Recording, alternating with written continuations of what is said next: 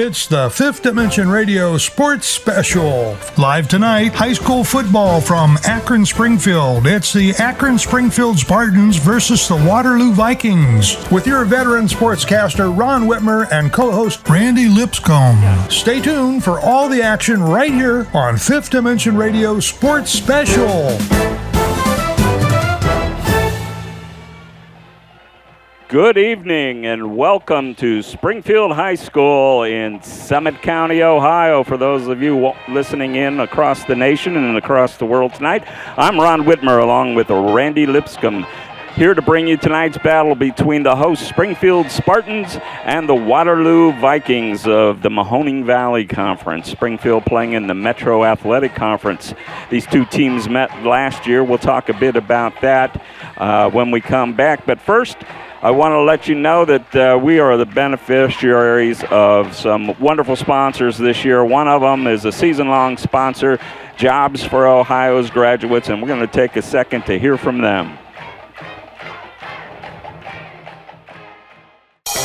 Jobs for Ohio's Graduates, JOG for short, is a workforce readiness nonprofit covering Northeast Ohio, including Ashland, Medina, Stark, Summit, and Trumbull counties, helping youth ages 14 to 24 and adults complete their education, develop soft skills, and start their careers. To make this possible, we need people like you to support the next generation of the workforce and partner with JOG today. Go to jogworks.org,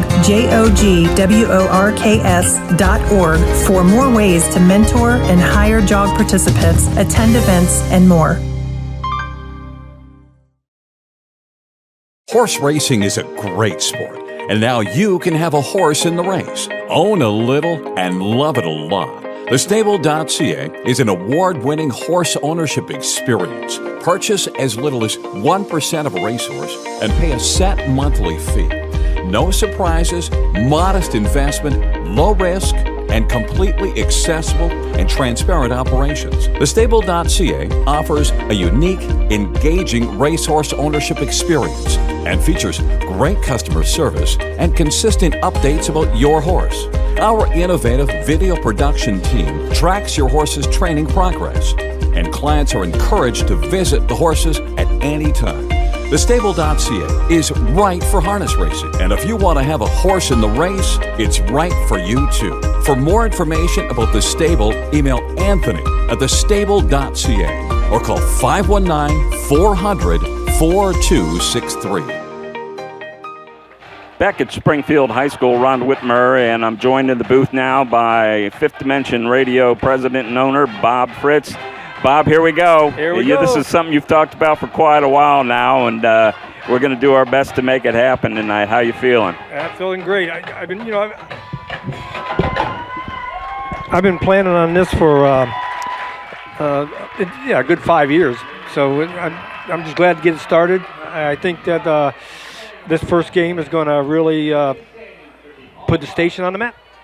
All right, beautiful night here at Springfield. We're going to pause just a second for the playing and singing of our national anthem.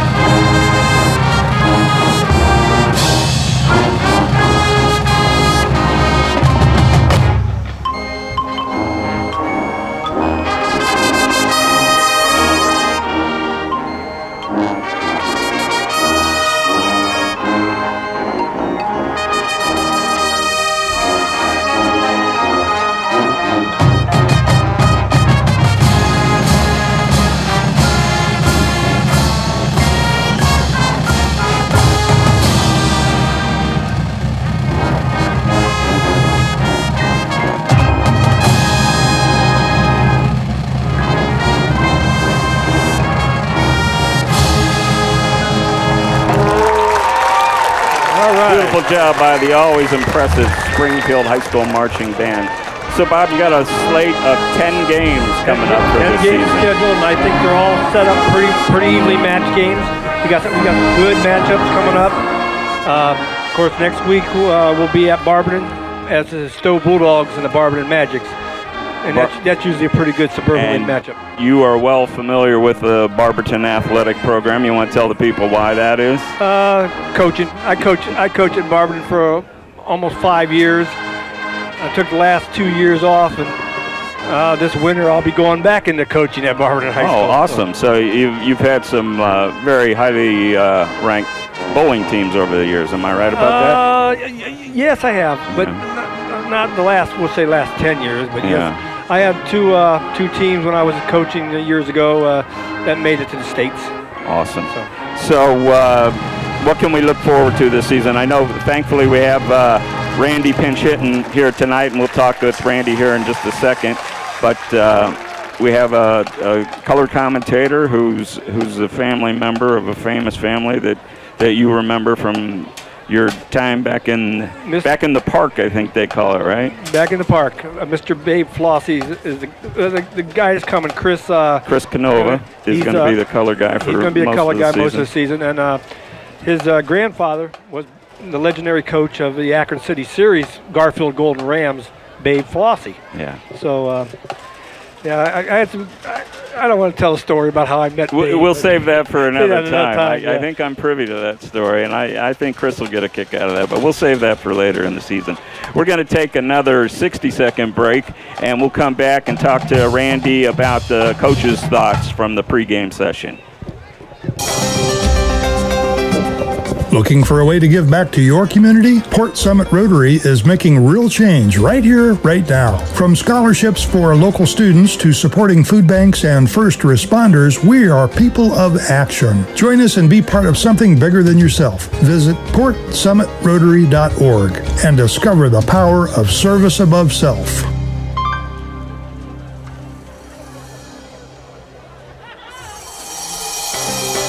Introducing the Celebration Palace, a brand new and all-inclusive banquet facility located in Hartville in the North Plaza at 240 Kent Avenue Northeast. Still dreaming about your special wedding day or that occasion you're wanting to celebrate and you're not sure where to start? Well, you're in luck, because here at the Celebration Palace, we specialize in wedding and event planning. Whether you are looking for a venue or an all-inclusive wedding package, we have you covered. We help plan your special occasion. We have specialized vendors to help make your special day magical, and our prices are budget-friendly. So let us here at the Celebration Palace make all your special occasion dreams come true. You can give us a call at 330-587-2035 or check us out on our website, www.thecelebrationpalace.com. Stress-free, budget-friendly, amazing staff, and a stunning venue. The Celebration Palace, where your vision becomes a reality. So back here at Springfield High School, I'm joined by Randy Lipscomb, a veteran of the airwaves in the greater Akron area for many years. Randy has spent some time at WAOH. Did I get that right, Randy? Yes, recently a friend of mine picked up the call letters. Used to be Channel 29, which was a sister station of WNIR Radio. That's where I got my start in radio and television, way back doing Barberton Speedway. That turned into football, which turned into basketball. So I had a lot of fun, and they came to me and said, "Hey, what do you think about doing your own show?" And I thought, "What kind of show?" I said, I can't do sports by myself. Well, how about something about cars?" There you go. And as I told you earlier, I said I knew that face from somewhere. So, on his, should we call it an infamous car show on 29? At any rate, over 20 years, Ron. 20 years. So, forgive us, folks, if we're spending all night trying to top each other with how old we are. But so there's another connection for us. My last high school football game that I called was on WKNT, the forerunner of WNIR, when Mogador played in the state championship game back at the Rubber Bowl when they were still holding state championship chip games there. It was the Division III game back when there was just 3 divisions. If I remember right, Covington, Mogadore beat Covington in a thriller there at the Rubber Bowl, and we could do the math, but we're already sounding old enough, but that was quite some time ago. And we'll be over at Mogadore here in week 5 of the season, and we'll talk a little more about that as time goes on the 19th of September. The Spartans have taken the field. My first apology of the night is, as things are wont to do with old people and technology, I had a great chat with both head coaches before the game tonight, and unfortunately hit an extra button on our recorder, this beautiful digital recorder we have, and due to the fat thumbs of Mr. Whitmer here, we lost both conversations. So my apologies to both coaches when you maybe listen back to this game over the weekend. Guys, it was great talking to you, getting to know you a little bit. So Randy, we'll do the best we can here to recreate what we talked about. Both teams are young team. Well, Waterloo's definitely a young team. Springfield has some veteran leadership, and we're going to see if that plays out tonight. They're very strong on the line, and you were noticing Waterloo looks like maybe that's going to be a challenge for them. It looks like Waterloo's got some talent. They've got some athletes on the team, but it's a very short squad. And the varsity is made up of half of the roster is freshmen and sophomores, half.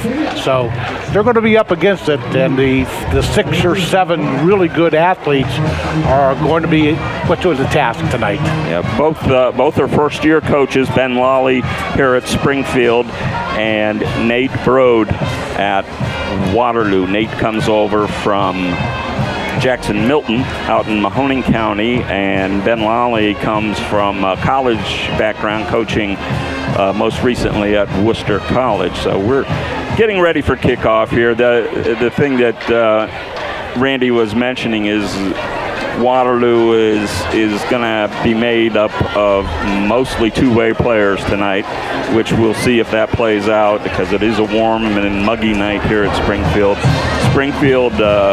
Coach Lawley's pretty happy that he's been able to fill his roster out from where it was when he got here up to 45 guys tonight. So he'll have some reinforcements off the bench when necessary tonight, which Waterloo may not have a whole lot of. In fact, Coach Brode told me there may be times where he has more coaches on the sideline with him than players. So I don't know if it's quite that thin, but numbers are much smaller on the Waterloo side. This preseason has been brutal. The temperatures in northeastern Ohio, July and through August, have been in the 90s. So these young people have been through a lot, and they should be ready to go. Yeah, we were here, Bob Fritz and I were here last night, and in a pretty heavy cloud cover and much cooler night, and we thought, boy, had a great night for football last night. A little warmer tonight, but no threats of rain. Springfield will be kicking off to start the game. They'll be going from left to right on your screen, your dial, whatever you're listening on tonight. Waterloo will be back to receive, and trying to pick up our kicker for Springfield. Omar Leon, a 5'10", 150-pound senior, will be the Spartans' kicker. So Leon has it set on the 40-yard line. We're still waiting for Waterloo to take the field.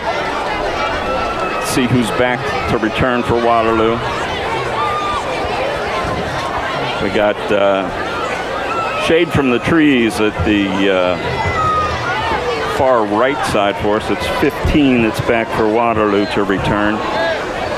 Number 15 is Dalton Braben. Dalton is a 5'7" sophomore. He's back there along with number 1, Keyshawn Anderson Robinson. I think we're going to be mentioning Keyshawn Anderson quite a bit this evening. The kick is going to be fielded, or not fielded. It takes a bounce in. On top of it, running to the 10, to the 12, brought down at the 14.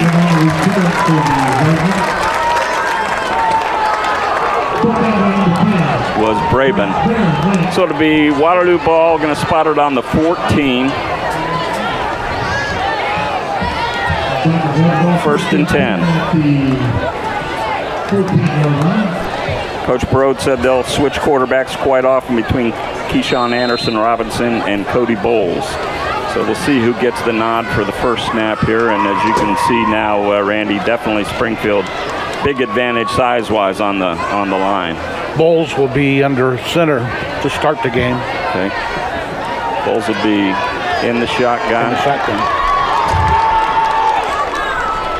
Snap, flip, here comes Keyshawn Anderson Robinson on the end around. He picks up maybe a yard. Let's call it no gain to make it 2nd and 10. Just underway here at Springfield High School.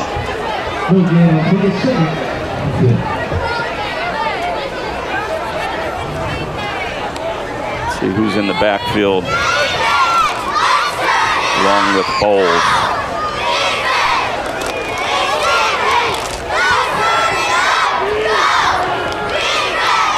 Looks like Brady Hakes in the backfield with Bowles. Bowles calling the signals. Snap. He drops back, looking to throw. Throws it up for grabs to Hakes. Hakes bringing it to the near side across the 25 and out of bounds at the 26, 27-yard line for the Waterloo first down.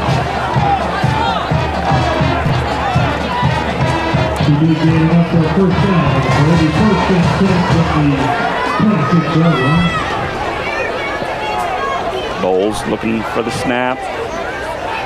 He'll look to the sidelines. In the backfield with him again is Hakes. Keyshawn Anderson Robinson out wide to the far side. Hakes switches to the near side of Bowles. There's a snap, and we've got a man in motion on the lines. They're going to blow it dead. We've got a procedure call against Waterloo. That'll cost them 5. Buddy Rebecki calling signals along the offensive line, left guard. Yeah, absolutely. There's some miscommunication there. It's going to cost the Vikings 5 yards. It'll be 1st and 15. First game of the season. We're going to see some of that. Yeah, probably going to see a lot of it because of the youth we see on the field.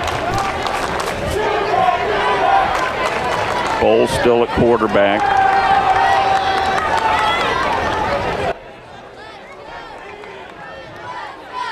We got Braben in the slot here. Spread offense. Bowles getting everybody set. Hakes goes in motion to the right. Bowles rolling right. Pitches it inside to Anderson Robinson. He breaks away at the 30. He's at the 40, midfield.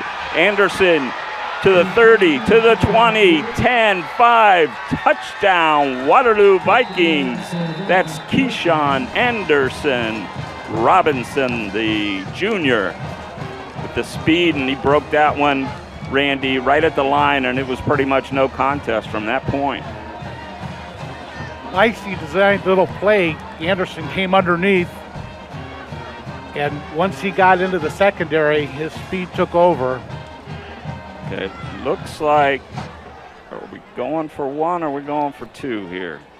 A little bit of confusion on the Viking sideline. Coach Broad yelling to Anderson Robinson, who appears to be at the quarterback spot right now. They're going to get a delay of game here unless they call a timeout. Now they're going to kick it. And their kicker is Nico Lopez Garcia. Lopez Garcia, ball will be spotted at the 10. Kick is up and low and no good. So with that, at 10:18 of the first quarter, Waterloo strikes first. They lead 6-0. We'll take this break for a word from Jobs for Ohio's graduates. Jobs for Ohio's Graduates, JOG for short, is a workforce readiness nonprofit covering Northeast Ohio, including Ashland, Medina, Stark, Summit, and Trumbull counties, helping youth ages 14 to 24 and adults complete their education, develop soft skills, and start their careers. To make this possible, we need people like you to support the next generation of the workforce and partner with JOG today. Go to jogworks.org, JOGWORKS.org for more ways to mentor and hire JOG participants, attend events, and more. Yeah.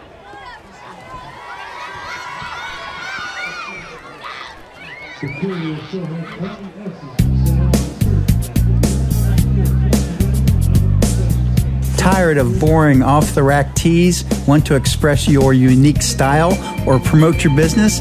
How about create an unforgettable memory? Call us at Screenprint Original, 330-414-1635, 330-414-1635. We bring ideas to life. We offer high-quality DTF transfers on a variety of apparel, ensuring vibrant colors and lasting designs, from custom creations to bulk orders, all for you. If you have an idea, give us a call at 330-414-1635, 330-414-1635. You can also drop us a line at screenprintoriginal@gmail.com. We look forward to serving you. So Waterloo strikes first here in the first quarter on a 75-yard catch and run by Anderson Robinson. Nico Lopez Garcia to kick off for the Vikes. Kick is a squibbler, hits at the 22, fielded by Springfield there. The runner is taken down at the 27-yard line. And that was number 40, Bentley Casto, on the return for Springfield.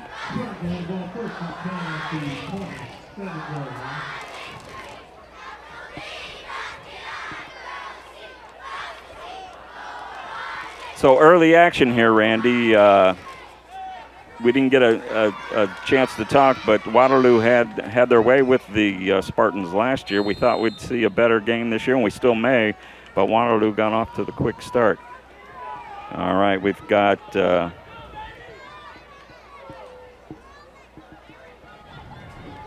Cohen Keller in the backfield for Springfield. He hands off to Bentley Casto. Casto picks up about 5. Aiden Conrad with a nice tackle for the Vikings.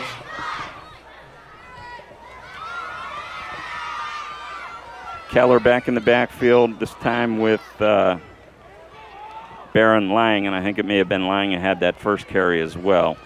Hands to Lang, inside run, met at the line and driven backwards, probably got back to the line of scrimmage, maybe got a half a yard.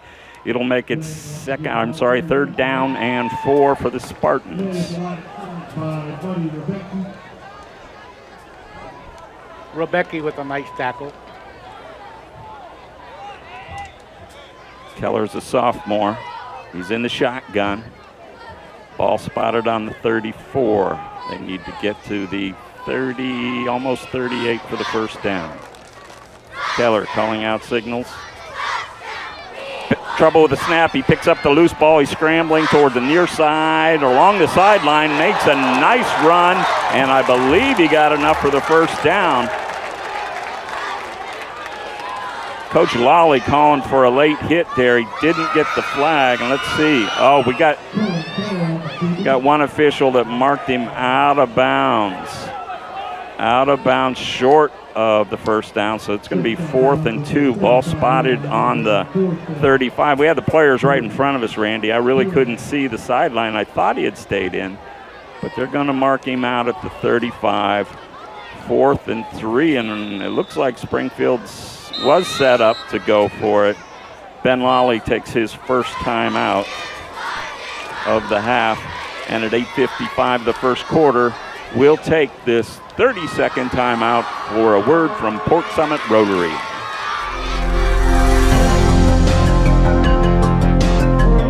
Leaders aren't born, they're built. At Port Summit Rotary, we connect local professionals and community members who are passionate about making a difference, build leadership skills, expand your network, and help create lasting change. Make your impact. Join us today. Learn more at portsummitrotary.org.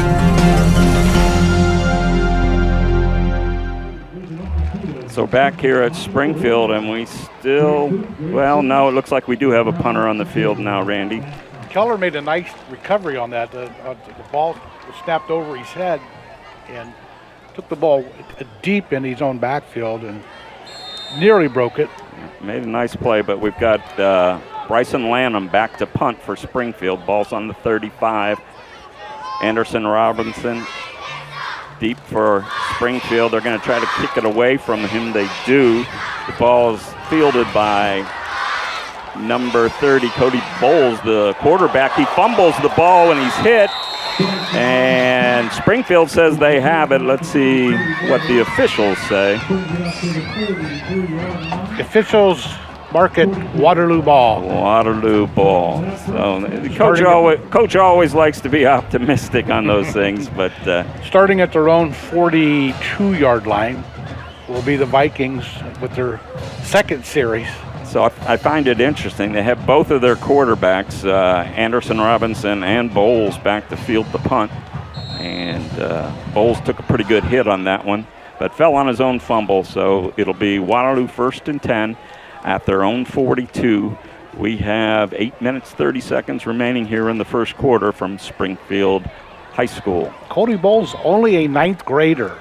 How about that? Thus far, looks like a veteran out there. And now it looks like we got Brady Hakes lined up at quarterback. He'll take the snap.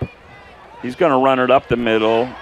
Hit by a couple of guys, and looks like number 45 for the Vikings. Or I'm sorry, for Springfield was on the tackle. That's Caden Oliver, who took him down after a gain of 3. Brings up 2nd and 7. Now Keyshawn Anderson looks like will be taking the snap. So as coach is rotating quarterbacks. Yeah, he warned us in the interview you didn't hear. He warned us about that we'd see both of them. Yeah.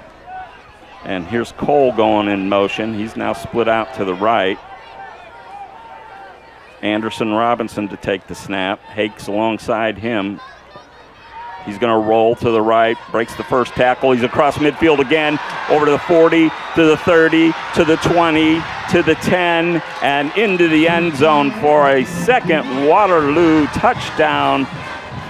It's Keyshawn Anderson Robinson putting on a show for the visitors here. Keyshawn Anderson with another lightning strike. 55-yard scramble from his quarterback position. Yeah, almost kind of looked like a wildcat formation that time. So it looks like they are going to kick. I thought they might go for 2. But the holder is Keyshawn Anderson Robinson, so anything's possible here. Nico Lopez Garcia in, and Coach Brode didn't like the setup and is going to take a timeout. That'll be Waterloo's first timeout. 7:27 remaining. Waterloo leads 12-0. Let's take a 30-second break and hear from Celebration Palace. Introducing the Celebration Palace, a brand new and all-inclusive banquet facility located in Hartville in the North Plaza at 240 Kent Avenue Northeast. Still dreaming about your special wedding day or that occasion you're wanting to celebrate and you're not sure where to start? Well, you're in luck, because here at the Celebration Palace, we specialize in wedding and event planning. Whether you are looking for a venue or an all-inclusive wedding package, we have you covered. We help plan your special occasion. We have specialized vendors to help make your special day magical, and our prices are budget-friendly. So let us here at the Celebration Palace make all your special occasion dreams come true. You can give us a call at 330-587-2035 or check us out on our website, www.thecelebrationpalace.com. Stress-free, budget-friendly, amazing staff, and a stunning venue. The Celebration Palace, where your vision becomes a reality.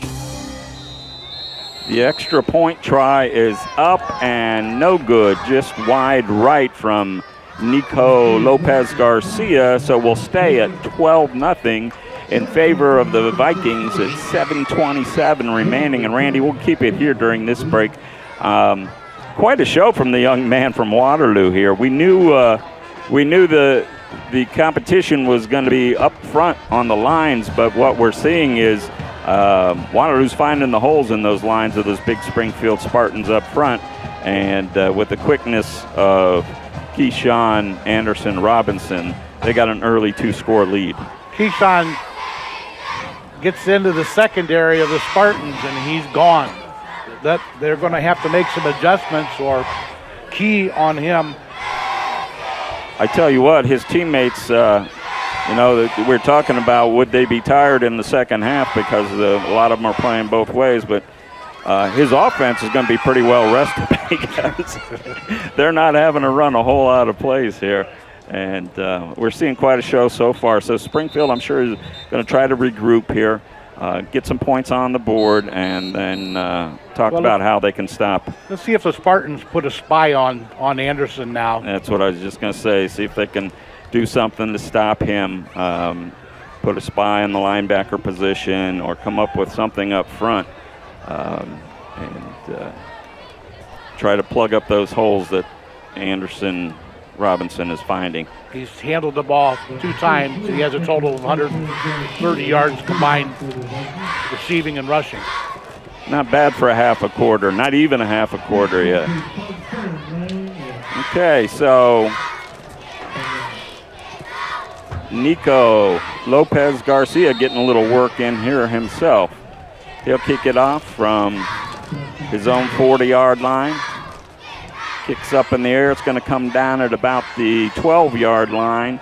Lang for Springfield across the 30, across the 35, still fighting to the 39. Finally brought down by a gang of Waterloo tacklers. I think led by Lopez. 24. It's also, you just mentioned. Lopez was in there, but I think the first hit was by Brady Hakes, who's quite an athlete. So there's Hakes. He plays halfback. He splits out, plays a little tight end, and now he's playing nose guard. How about that? How's that for a combination? And I think he was in on quarterback for one play too. That's right. He lined up at quarterback. Yeah, and Coach did warn me. He said you're going to see guys all over the place. All right, so Cohen Keller's going to try to get the Spartans moving here. They're in a spread. 3 to the near side, 2 wide. Snap to Keller.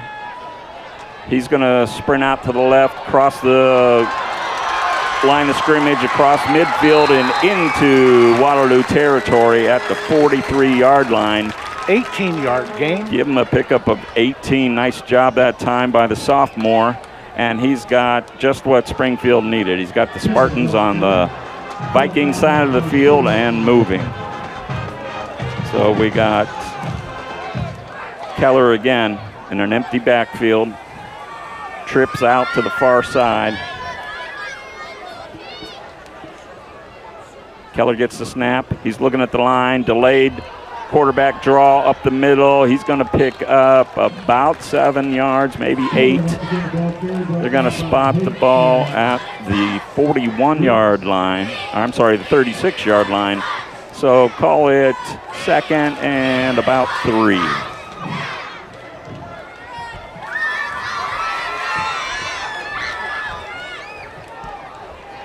Springfield finally getting their legs underneath them, using some of those big blockers. Keller throws it out in the flat, passes incomplete. Trying to pick up who it was intended for? Number 10, Baron Lang was the intended receiver, just out of his reach. Lang had lined up in the backfield and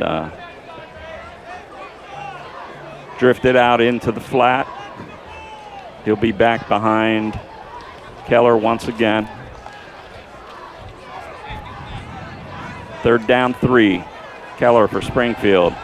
Hands it to Lang. Up the middle. He's going to be close, but not quite. It's going to bring up a 4th and about a yard. Tackle looked like maybe by none other than Anderson Robinson. 5:47 remaining first quarter. Waterloo leads 12-0. Springfield going to go for it here. They're in Waterloo territory, inside the 35. Lang lined up deep in the backfield behind Keller. Hands to Lang up the middle. He's got room. He's got the first down and more. He's over the 30, down at about the 28-yard line. He lowered his shoulder. And they get that line finally starting to take advantage, Randy. They moved some people around, had a nice hole for Lang that time. So it'll be Springfield ball, first down and 10 at the 29-yard line of Waterloo. Baron Lang behind Cohen Keller in the backfield for Springfield. Looked like a little motion, no flag though, a late flag. There he threw it. And Keller takes off. He's got lots of room. He's over the 20, inside the 15 to the 14, but I'm pretty sure that one's coming back. Unfortunately, Lang took a step too early. Sure did. He sure did. He missed the count. So we got a motion penalty on Springfield, and that'll cost him a big gain from Keller. That'll move it back 5 yards, and it'll be first down 15 from the Waterloo 35-yard line. But the offense has found some success here, and behind the legs actually of Keller, he's looks like a pretty nifty running quarterback. Yeah, we gotta call out that line here as they can continue to move some people around. Keller with Lang again. Snap, fake handoff. Keeper from Keller. He's got 5, he's got 6, 7 yards on the keeper. Max Parker, freshman guard, pulling guard, opened the way for Keller on that keeper. And the tackle was Dominic Haroof for Waterloo. So we got 2nd down, 9. Ball spotted on the 28-yard line. Still got Keller and Lang in the backfield. Keller, almost another false start. He's looking to throw this time deep into the end zone. He's got a man open, and it's caught for the touchdown. The catch is made by Isaac Ternosky. Found himself a spot in the back corner. Beat the DB, was wide open, and Keller hit him on the numbers for Springfield's first score of the night. It's 12-6 with the extra point to come. They had that unofficially 35-yard pass. And I think we were at the 28, so it should have been 28. Yep. The kicker for Springfield is Omar Leon. Spot. Kick up, looks like he hooked it, no good, wide right. So we'll stay at 12-6. 3:53 to go, still in the first quarter. Waterloo leads. We'll take this timeout for a word from Screen Print Original.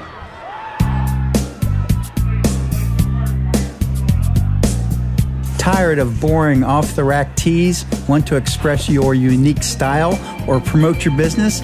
How about create an unforgettable memory? Call us at Screen Print Original, 330-414-1635, 330-414-1635. 1635. We bring ideas to life. We offer high-quality DTF transfers on a variety of apparel, ensuring vibrant colors and lasting designs, from custom creations to bulk orders, all for you. If you have an idea, give us a call at 330-414-1635, 330-414-1635. You can also drop us a line at screenprintoriginal@gmail.com. We look forward to serving you. Ron Whitmer, along with Randy Lipscomb from Springfield High School, where the Spartans are on the board. They trail 12-6, 3:53 remaining first quarter. Waterloo struck quickly twice, and Springfield, as we'd mentioned, really needed to get something going that possession, and indeed they did with the nice pass from Cone Keller to Ternosky for the touchdown. So it'll be Omar Leon, and I apologize, it may be Leon. Omar, I'm sure I'll get word sometime this weekend. But he's ready to kick off from his own 40.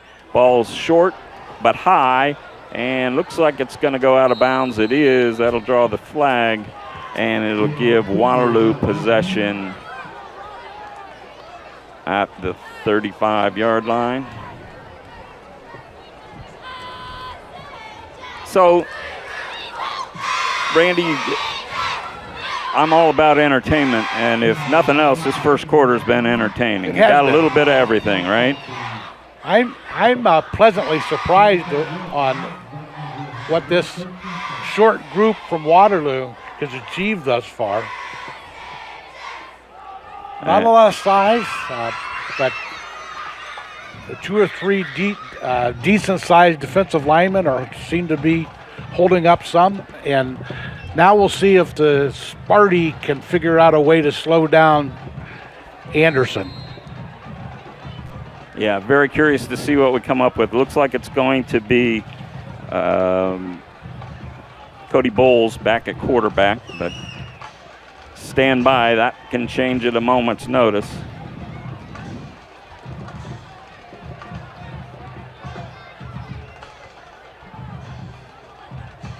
Bowles in the backfield. Looks like Hakes next to him on the far side. And we got, I believe, a delay of game coming from the back judge. Let's see what we got. 5-yard penalty, delay of game. So they'll move it back 5, and we'll go 1st and 15 for the Vikings. Keyshawn was in a slot position that time. The last time we saw him there, he came a little slant across, and Bowles hit him.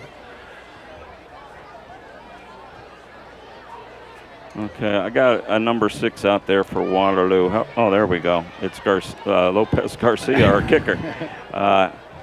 Looked like he was in the slot. Now he's out wide right. Anderson Robinson in the slot here to the near side. Handoff goes to Hakes up the middle, and he's taken down right at the line of scrimmage for no gain. It'll bring up 2nd and 15. Nice job by the interior line for Springfield, and just like Sailor McLaughlin from his defensive line position made a nice tackle. Nice job by McLaughlin. Just like the interior line of the offense, the bigger fellas from Springfield are beginning to assert their dominance here. We'll see if that continues. But when you got the kind of speed that Waterloo has, sometimes that's offset. 3:16 remaining first quarter. Waterloo leads 12-6. Bowles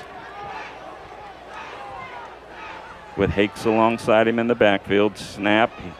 Looked like he wanted to hand it off, but nobody there. Pressure, ball's loose and fought for, and Hakes is on it for Waterloo after a big loss on the snap that Bowles just couldn't handle. It didn't look, Randy, like that bad of a snap, but he went for it with one hand instead of two, and it almost cost him the ball. We've got 3rd down now.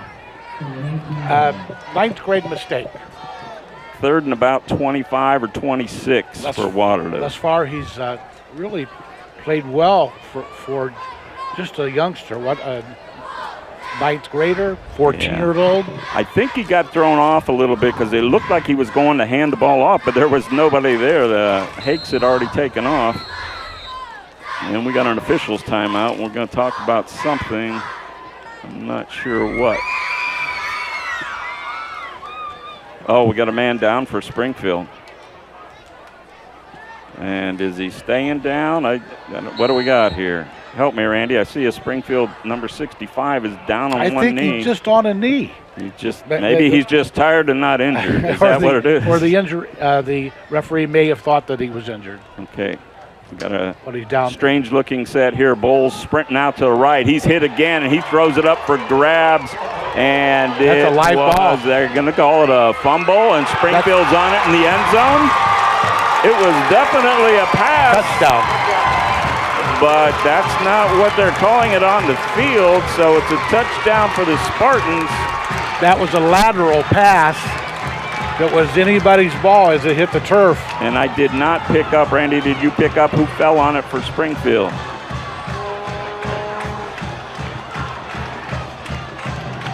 Sorry, I did not catch. Usually you can tell on the sideline. Whoever's getting beat up the most on the sideline. Well, they were. And they were giving McLaughlin some love, so it may have been McLaughlin. May have been him, but big play. And I'll be interested to see the playback tomorrow. I thought that was a forward pass. I didn't have the best of angles, but it looked like a forward pass.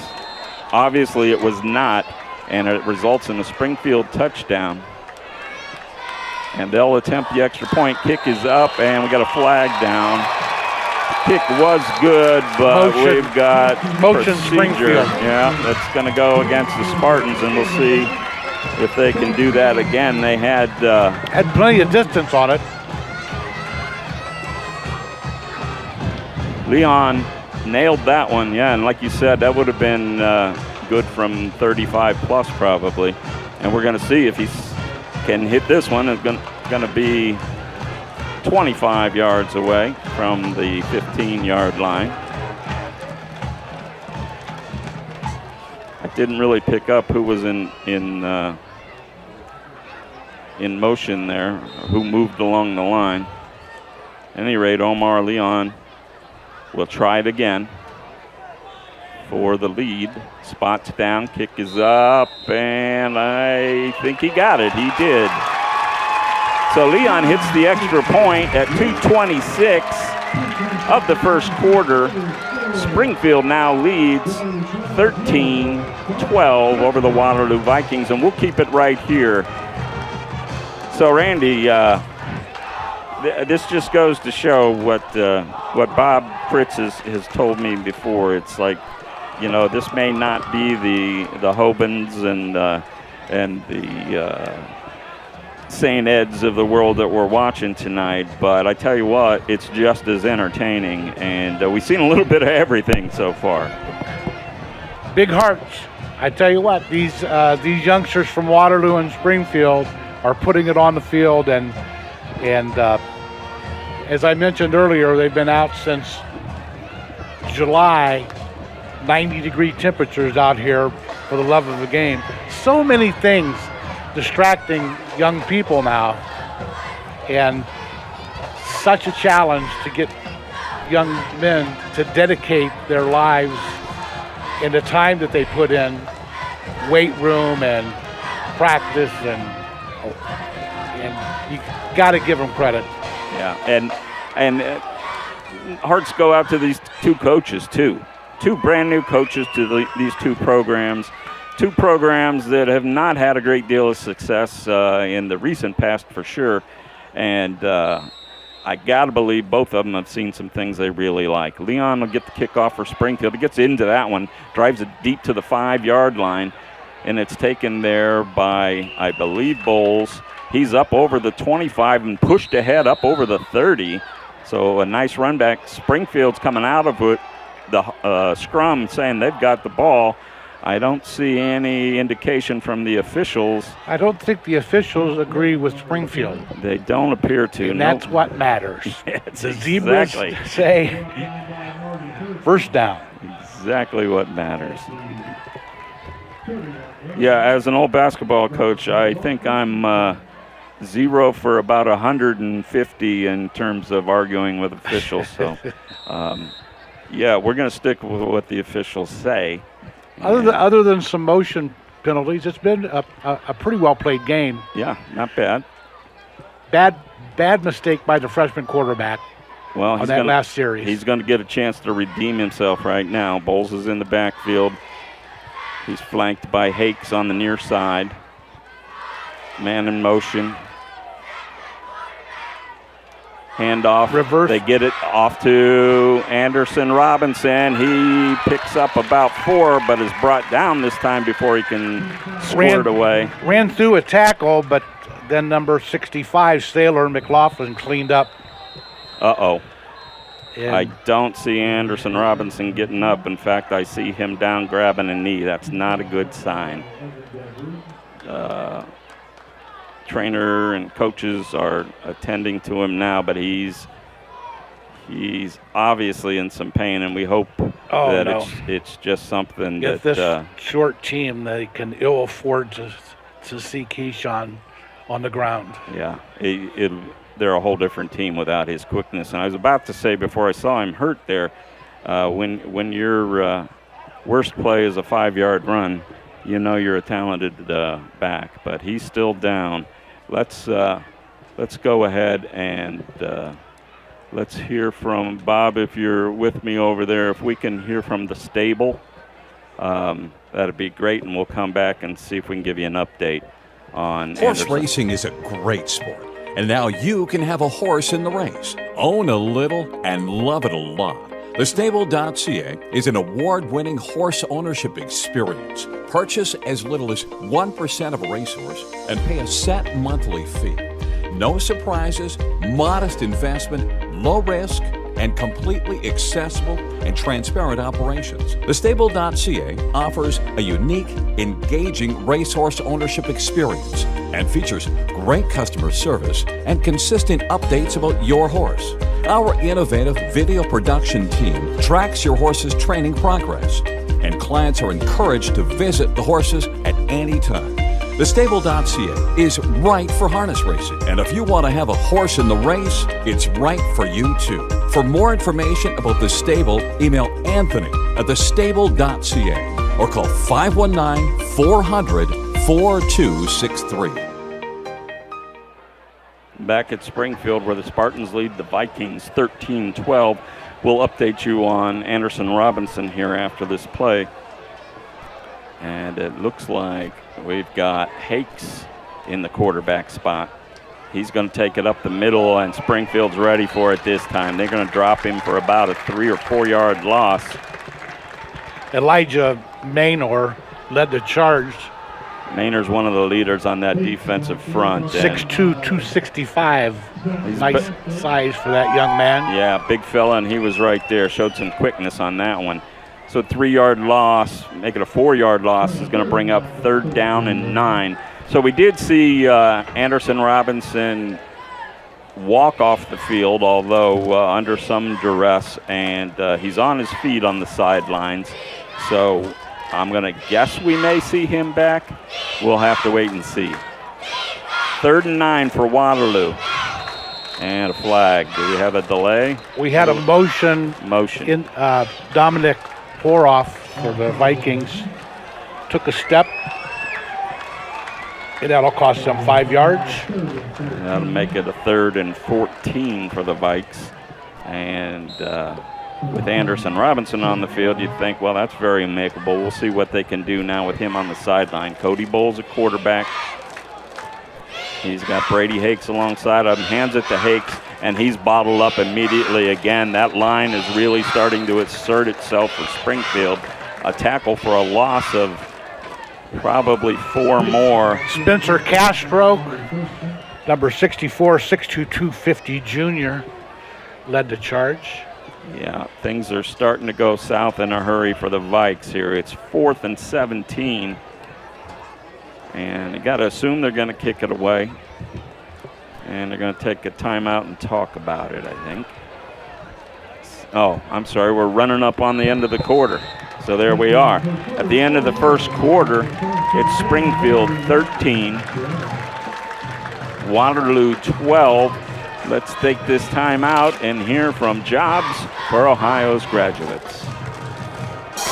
Jobs for Ohio's Graduates, JOG for short, is a workforce readiness nonprofit covering Northeast Ohio, including Ashland, Medina, Stark, Summit, and Trumbull counties, helping youth ages 14 to 24 and adults complete their education, develop soft skills, and start their careers. To make this possible, we need people like you to support the next generation of the workforce and partner with JOG today. Go to jogworks.org,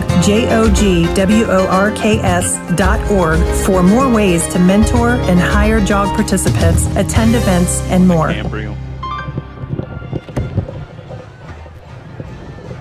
So we're back here at Springfield High School.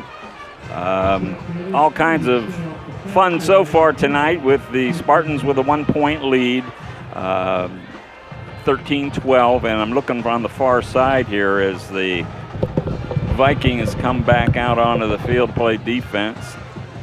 Or I'm sorry, to punt it away. They'll be playing defense soon.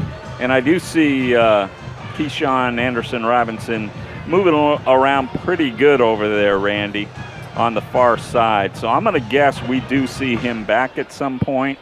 Got a little bit of a limp going on, but no medical staff attending to him. So hopefully he'll get back for the Vikings because he's certainly a key to their offense. So we got Cody Bowles at quarterback for Waterloo.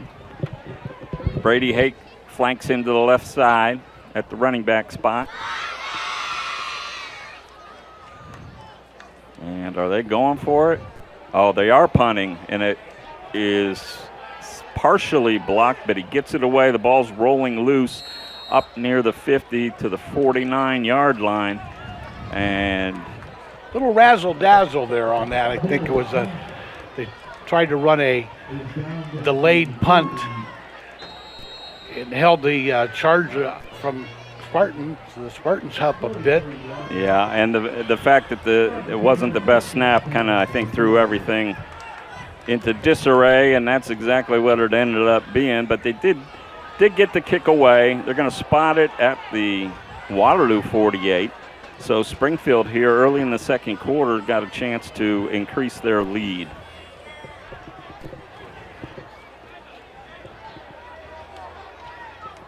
Baron Lang in the backfield alongside Keller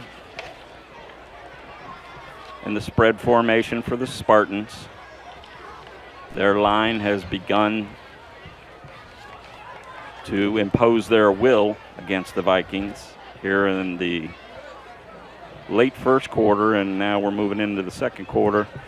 Let's see what Coach Lally has up his sleeve. Will they try to strike deep again here, or will they keep pounding it at the Vikings? Keller calling the signals.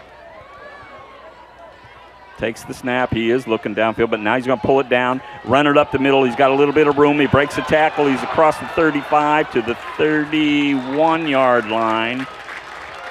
Looks like it's enough for the first down. It is.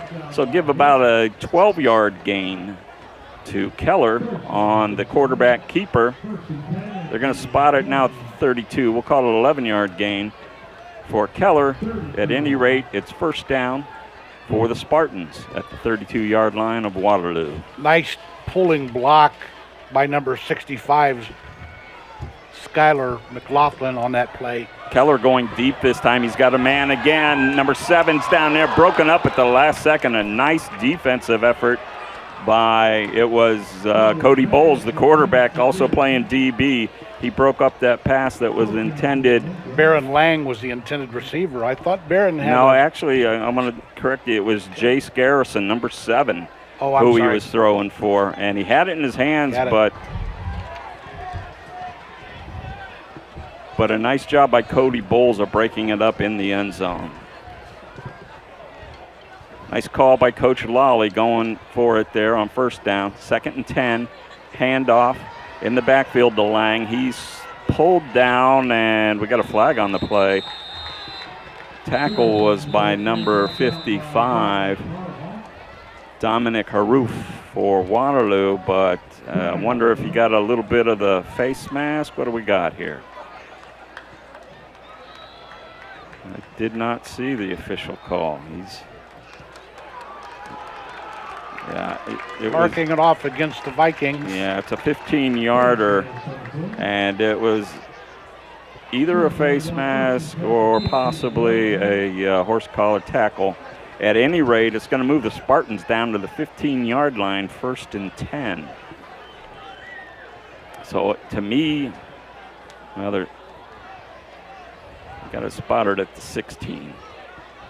Another keeper for Springfield, and the ball's fumbled out of bounds by Keller. Picked up maybe a yard. Back to the 15.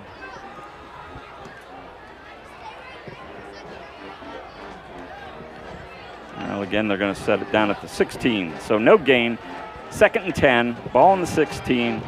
Springfield leads 13-12. They're marching with 10:50 remaining in the first half. Dominic Garrettson, Spencer Castro, Skylar McLaughlin, and Elijah Main are making up that offensive line for Springfield. There's a snap and the give to Lang. Lang off tackle, maybe a yard, maybe not. No, they're going to mark him right. Well, they are going to give him a yard at the 15. So 3rd down and 9 for Springfield. And we did see something, I just now picking it up, Randy, that Lopez. Well, and I also saw that Anderson Robinson was on the field defensively. So hopefully we'll see him back on the offensive side of the ball as well. Lopez for the Vikings banged up on that play. Got to wonder on a team this thin what they have in terms of a backup kicker if Lopez Garcia is unable to continue. He is sitting up now, maybe a Charlie horse. Got to keep in mind it's hot tonight, and we're going to definitely, and this may be what this is, we're going to see some cramping, and it kind of looks like maybe that's what Lopez Garcia is dealing with right now.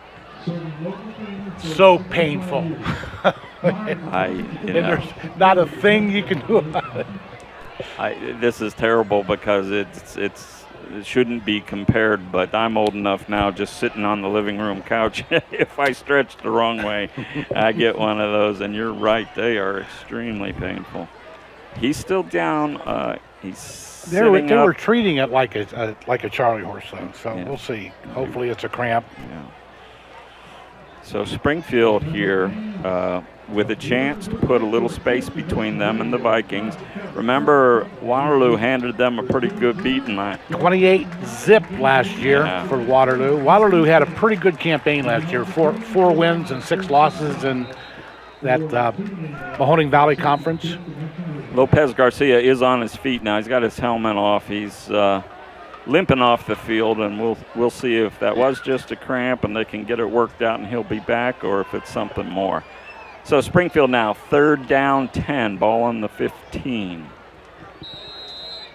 You know, this short squad, you'll afford injuries like that with Keyshawn already out of the game. Keller takes the snap, looked like motion, no call. Keller in trouble in the backfield, pulls it down, runs it ahead, picks up about a yard. Dalton Braben with some pressure from his defensive end position. Saw Evan Reeks also in there with an assist on that tackle for Waterloo. So they bring up a 4th and 9. And let's see, I do see Leon on the field. They're going to spot this attempt at about the 20. It'll be I'm going to stick it down at the 31 now.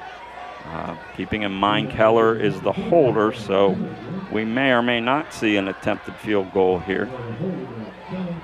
Leon finding a spot that he's comfortable with, and he'll attempt the 31-yarder.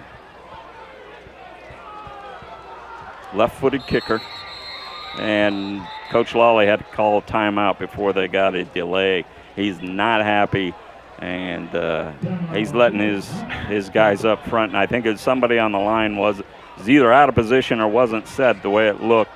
He's giving them a talking to now. But it's first game of the year, man. This is when you want to get those things straightened out, because if Coach Lally has his way, this is going to be a team that's hopefully going to be reckoned with later in the season. And to be that, they're going to have to eliminate the small mistakes like that actually turn into some pretty big mistakes if they cost them points here. So he got the timeout. 9:31 left in the first half. We're hoping to be joined by Springfield's superintendent and Port Summit Rotary member, Shelly Monachino, here at halftime. Haven't seen her yet, but hopefully she'll be joining us, and we'll get you up to date on what's going on here in the local school district here in Springfield and what's going on with the Port Summit Rotary Club. So we're back from that timeout, and Leon's ready to kick. Keller to spot it. He's got it down. The kick is up. It's got the distance, and it is good. Leon connects from 31 yards out, and that puts Springfield up 16-12.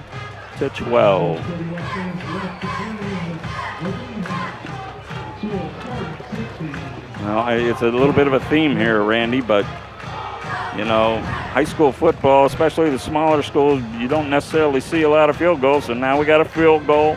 We got a, what are we calling that, a fumble for a touchdown, I guess. I'm going to say that was an errant behind the line of scrimmage pass. Which technically then counts as a fumble, right? So we had a fumble for a touchdown. We got a field goal. We got some missed extra points.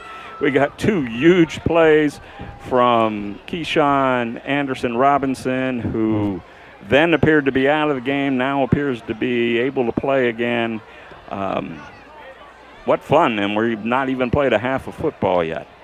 The key is what we've seen out of Keyshawn Anderson is he can score from anywhere on the field on any play. Yeah. And I notice he's still on the sideline here for the kickoff, so Coach isn't going to take any chances with him re-injuring what appeared to be maybe a quad. So I think he will be back in on offense, but not here on the kick. So Leon is going to do the duties for Springfield. He'll set it down at his own 40. He had a real nice distance on his last kick. We'll see if he can repeat that here. Here he comes. The kick Bowles is up. Brabant. Bowles will take the kick. Bowles has got it inside the 10. He's now across the 20. Made a move. Got hit. He's across the 30 and out of bounds at about the 33. And we got a flag on the play. Looks like maybe a late hit across the way. A nice run back by Bowles to the 33, and I think we may be tacking another 15 on top of this. Let's see.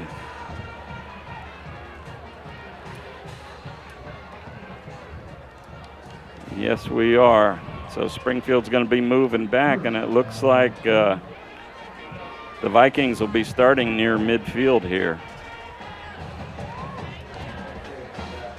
Should be putting it down somewhere near the 48-yard line. That's exactly where he puts it down. So Waterloo will take over, ball in their own 48. They trail 16-12, 9:22 remaining, second quarter.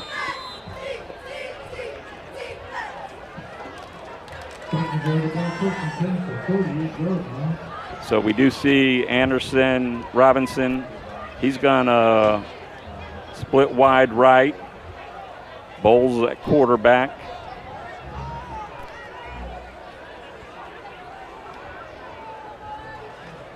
Going in motion is Hakes. Bowles dropping back, looks for Hakes in the flat. Instead gets it to Anderson Robinson, and he's hit right away.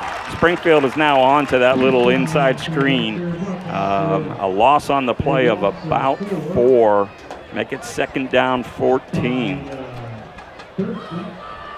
So a nice adjustment by the Springfield coaching staff to be all over that. Similar play he broke for 75 yards, right? Early in the game. So Not saying he won't do it again, but they were right there that time, bringing up a 2nd and 14. Anderson seems to be moving around. Yeah, he's a quarterback now, and Bowles is split out here to the near side. Bad Snap is over his the head of the quarterback. Anderson Robinson picks it up, trying to get back to the line of scrimmage, but he's not able to. He's taken down at the 40-yard line for another loss of about 3, maybe 4 yards. And Coach in the pregame was a little concerned about his snapper, and we can see why now. He's gone over the head of the quarterback a couple of times, and that's going to cost the Vikings some big yardage, bringing up now 3rd and 18.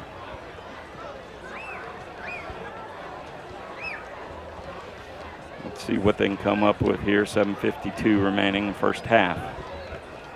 Coach Brode on the far side calling out the plays.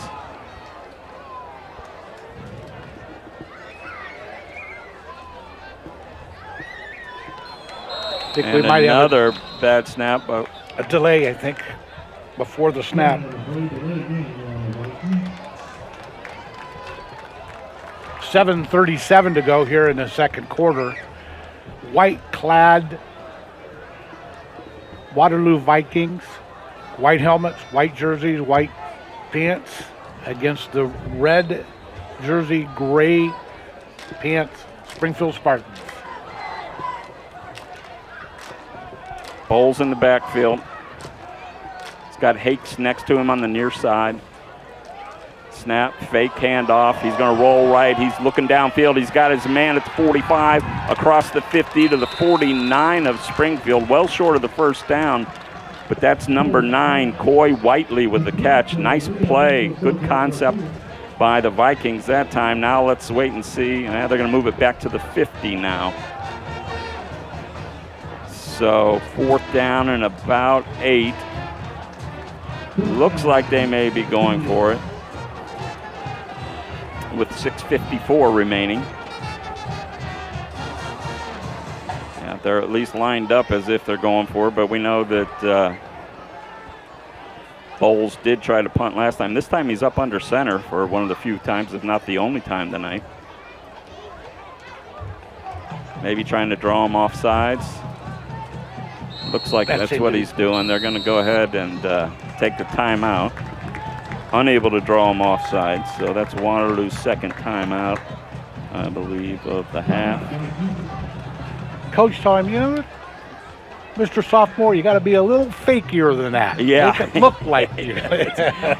he couldn't sell it to the old man in the broadcast booth, so he's not going to sell it to sharper young men on the field. That's exactly right, Randy. That's the look that he had. But they did take the timeout, so he didn't take the penalty there.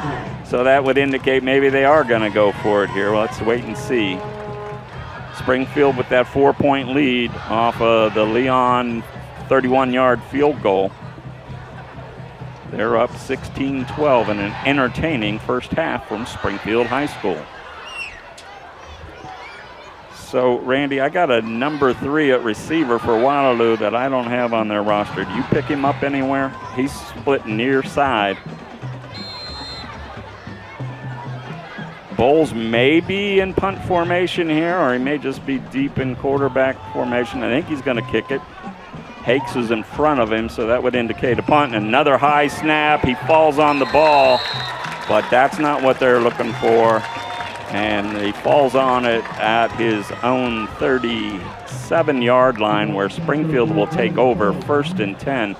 That's been an issue throughout this first half for the Vikings. It really has, and they've had some really nice plays, but they keep going backwards because of the inability to get that snap down. I can't help you on number 3. We'll have to ask around here a little bit. Yeah, maybe we can pick it up at halftime. I feel bad for him because I certainly want to give him credit. It might be. We have 2 number 21s, and I'm wondering if that's maybe Caden Sullivan instead of just getting a wrong number on their roster. At any rate, Springfield 1st and 10. Pass to the near side, and it's dropped on the field almost completed to number 7, Jace Garrison. Low pass. Thought he had it, he juggled it, and he dropped it, but it was a tough pass. He tried to dig it out and just a little too low. 2nd down and 10 now, ball in the 37. Cone Keller still in at quarterback and still matched up with Baron Lang behind him in the backfield. Trips to the right, far side. Keller calling signals, takes the snap, hands it to Lang. He's hit immediately on a nice stop for Waterloo, and that tackle is number 60. I think that's our buddy Rebecci, number 68. 68 Rebecci. And then I think he was assisted there by 24, Brady Hakes. So nice job. A loss of 2 brings up 3rd and 12 for the Spartans at the 39, almost 40-yard line. And good news that Garcia is back in the game. That's awesome. They can't afford to lose anybody. Keller takes a snap. He's in trouble in the backfield, and he's going to be spun down. He loses the ball, picked up by Anderson Robinson. He's at the 10-5, touchdown, and he's leaping and limping, falls down. He may have re-injured himself, but another big play by Keyshawn Anderson Robinson, who swung down Keller at about the 35-yard line, picked up the loose ball, ran it in for the touchdown. We got some discussion amongst the officials, Randy. I don't see any flags on the field. Do you see anything? That was all Keyshawn Anderson. Came in from his defensive back position, covered up the quarterback. As the quarterback tried to scramble, the ball came out. Keyshawn picked it up and ran it in. Remarkable young man. What an athlete. So we're gonna call that a 35-yard fumble return for a touchdown. So what does this young man not do? He's got inside screen pass reception for 75 yards. His touchdown run was what, Randy? How many yards? 55. 55-yard touchdown run. And now on defense, picks up a fumble and runs at 35 yards for a touchdown. I think they got a keeper over there at Waterloo. Banged up on that play, though. I think he was probably a little tender from the injury early on. Most definitely, yeah. He's on his knees now. I'll remind you, it's a hot and humid night, and that's certainly part of it. But he has all 18 points thus far for the Vikings. Yeah. 18-16. And unfortunately, with his leg issues, I don't think he's going to be kicking an extra point. So hopefully somebody else can get on the board here for the Vikings. He is up and walking again. Quite an impressive first half performance. I haven't seen him selling popcorn thus far either. You know, keep an eye on him at halftime. We'll see if he goes to the locker room. Keyshawn Anderson Robinson. What a player. Making his way off the field, and hopefully he'll be able to return yet again. An Ironman type of performance here in the first half. Waterloo back on top now, 18-16. They're going to try to make it 3 points.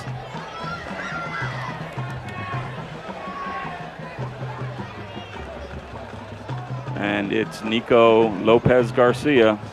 Waterloo running on a late player here to get the 11th man on the field. He's on. Lopez Garcia ready to kick. Spots down. Kick is low and no good. So another problem with the snap that delayed Lopez Garcia's approach. And Waterloo is going to stay at 18. They lead 18-16, 5:28 remaining in the first half. Let's take this break for a word from Cambria's.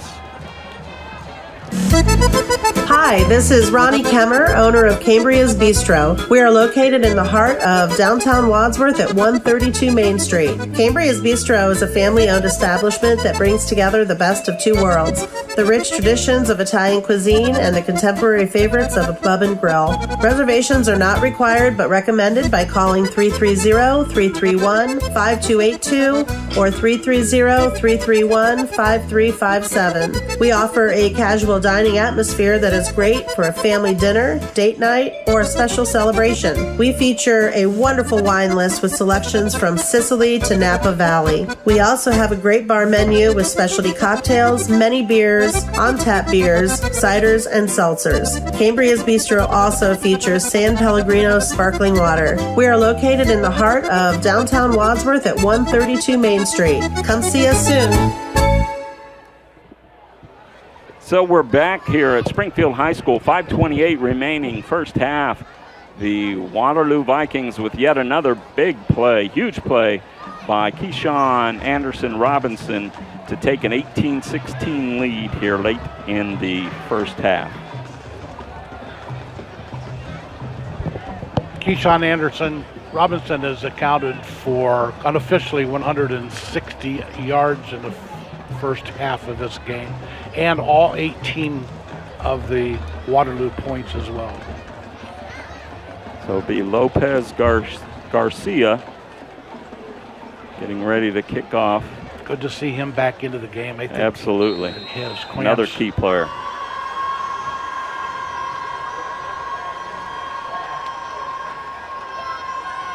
He approaches, kicks, gets a nice kick this time up high, taken at the 17. Kick but picked up by Springfield by number 40, and the flag's down on the play. That return was Bentley Casto. He got it to the 30, but the flag on the play, I think, looks like maybe some hands in the back against Springfield. There we go. Yeah, hand in the back. So we're going to move it back. And now there's some discussion where they're going to mark it from.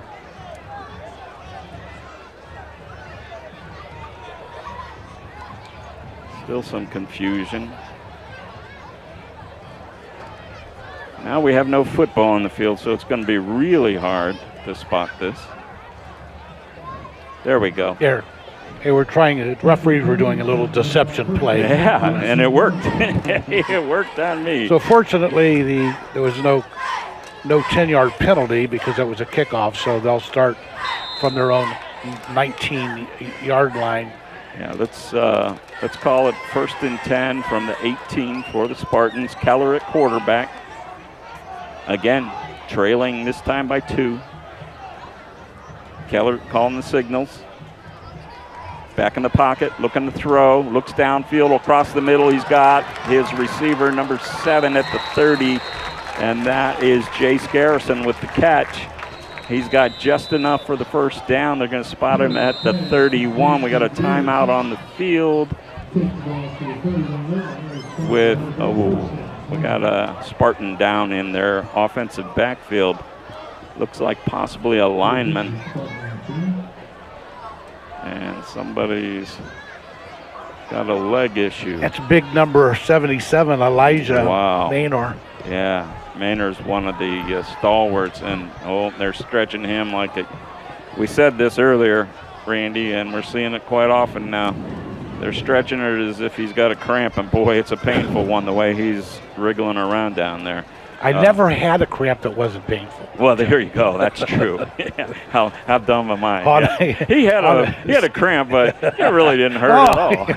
On a scale of 1 to 10, every one has been a 10. 10, yeah. 9.9 is the best cramp I ever had. Didn't seem that bad. No, I don't mean to make light because he's in a great deal of pain, and he's been a stalwart since about the second series. For Springfield on both sides, but man, they're having all kinds of trouble rubbing that cramp out. And folks, most if not all of us have been there. I hope that that's all it is. That certainly appears to be what it is, but I shouldn't jump the gun with the kind of pain that he's in. It certainly could be something more than that. But it was in the offensive backfield, so it was on a pass block, and we don't pick up everything. I wonder if somebody rolled up on him or if it indeed is just a cramp. So he's being attended to. With that, let's go ahead and take a 30-second break here from Port Summit Rotary.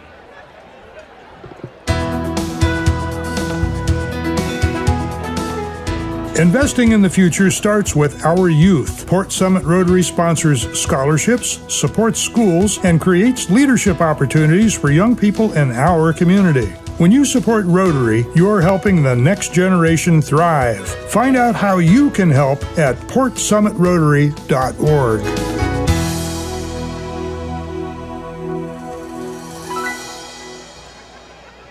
So we're still on a break from the action here as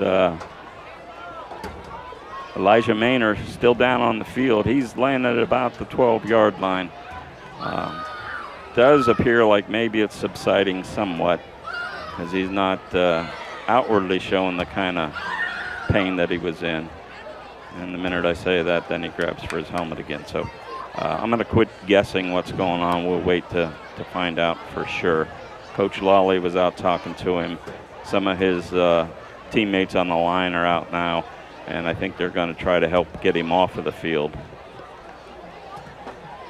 Couple of the bigger linemen, because he's a big fella. Maynor is a 6'2", 265-pound lineman, and a very important part of what they're doing here at Springfield this year. If they're gonna make the kind of improvement Coach Lawley would like to see, he said in the pregame to me, they're going to go as far as their offensive and defensive lines can take them, and that's been evident already tonight. Yeah, they've got some nice players along both defensive and offensive line. Good size, and what has cost them is they've been a little bit sloppy with the ball. Yeah, they have a couple of big fumbles from Cone Keller, who's been otherwise really good, but those fumbles were both very costly, and that's helped keep Waterloo in the game, not only in the game, but now leading.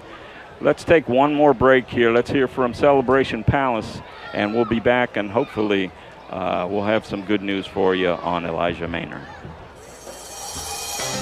Introducing the Celebration Palace, a brand new and all-inclusive banquet facility located in Hartville in the North Plaza at 240 Kent Avenue Northeast. Still dreaming about your special wedding day or that occasion you're wanting to celebrate and you're not sure where to start? Well, you're in luck, because here at the Celebration Palace, we specialize in wedding and event planning. Whether you are looking for a venue or an all-inclusive wedding package, we have you covered. We help plan your special occasion. We have specialized vendors to help make your special day magical, and our prices are budget-friendly. So let us here at the Celebration Palace make all your special occasion dreams come true. You can give us a call at 330-587-2035 or check us out on our website, www.thecelebrationpalace.com. Stress-free, budget-friendly, amazing staff, and a stunning venue. The Celebration Palace, where your vision becomes a reality.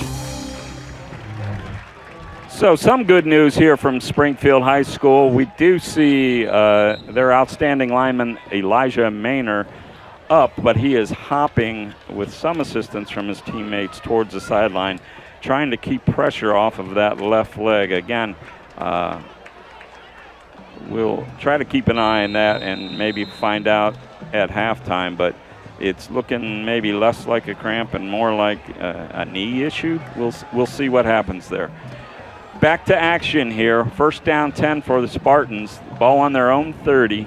Keller in the backfield, flanked by Lang to the near side. Some movement up front, no flags.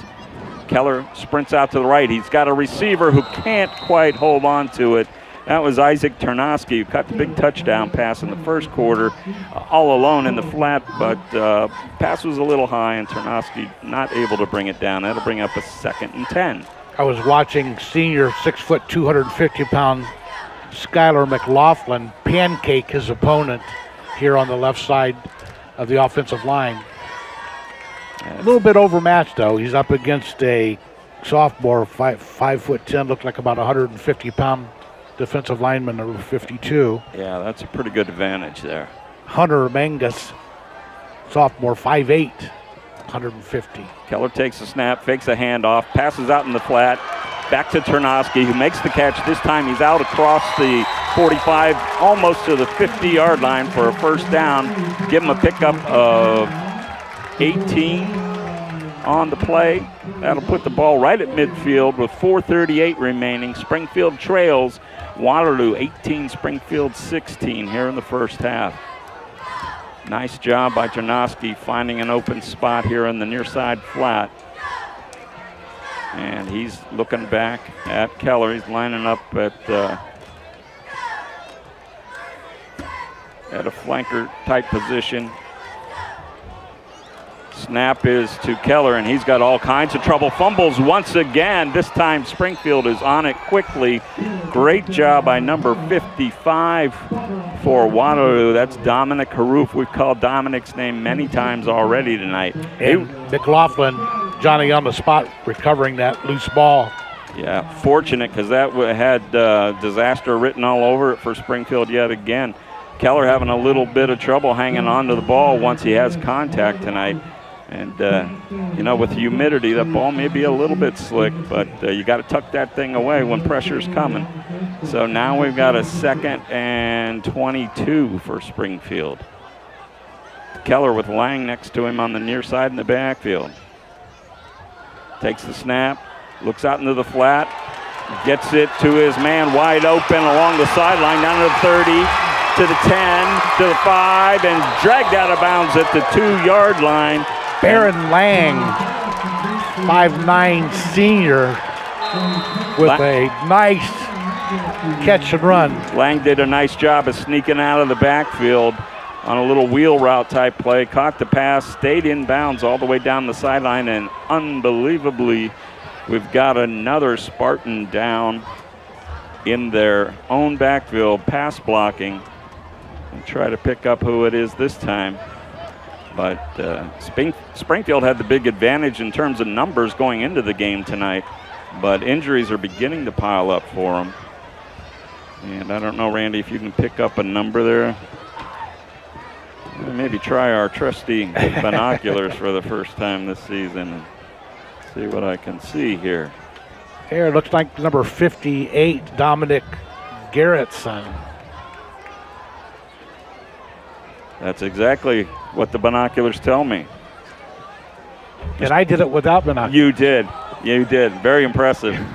But I wanted to make sure Mr. Fritz knew that we were taking advantage of the equipment that. Well, Jim, I have to tell you the truth. It was after he set up. Yeah, that did help. Well, that I got to see his number. He's getting to his feet again. A good sign. He's getting a little bit of assistance from a couple of coaches as they're walking him off the field. Might have been just a little bit of a slobber knocker. You ever get your wind knocked out of you, Jim? Not a pleasant experience. Yeah. So help me out here, Randy. What was the gain on that play? We're down to the 2. I got 65 yards. 65-yard pass to Lang from Cohen Keller. That'll give the Spartans the ball. First and goal at the 10-yard line. 3:13 remaining in the first half. Trying to retake the lead. Keller, bad snap, but he brings it in, hands it off to Lang, who gets back to about the line of scrimmage. Nice gang tackling by the Vikings. Yeah. Team effort. They're doing a nice job of trying to plug the middle up wherever possible. Brady Hakes led the charge from his linebacker position. You got to take your hat off to these guys from Waterloo, too. So many of them are playing two ways and making big plays on both sides of the ball. 74 degrees. Fortunately, the sun finally. What is it, 2 o'clock in the afternoon? All right, Keller, second down now. Going to call it 3, a short loss on the last play. Hands to Lang. He's having trouble, and they're going to stack him up again. Hakes again with the key tackle. Hakes brings down Lang at the 4-yard line, so it's going to be 3rd and goal from the 4. Springfield going slowly backwards. Now you wonder, do they try to get it in position for the field goal by going more towards the middle of the field? I know it's 3rd and goal. Let's see what they do here. 2:07 remaining first half. Keller looking for a play from the near side from the Springfield staff. He's got Marty Thurston behind him in the backfield this time. Keller hands to Thurston. Delay up across the goal line and in for the touchdown. Marty Thurston with, I believe, his first carry of the night. And it's for a touchdown, a 4-yard touchdown, and that's going to put the Spartans back in front. 24-16. Now, my math is terrible. 22-18. Springfield up 22-18. They're going to attempt the extra point. Omar Leon on to kick. Keller with the hold. Snap, spot, and nearly blocked, but the kick is up and good. Nice job by the holder and kicker that time to get that thing off. So give Springfield the extra point, giving them a 23-18 lead, 1:45 remaining in the first half. Let's take a 30-second timeout and hear from Screen Print Originals.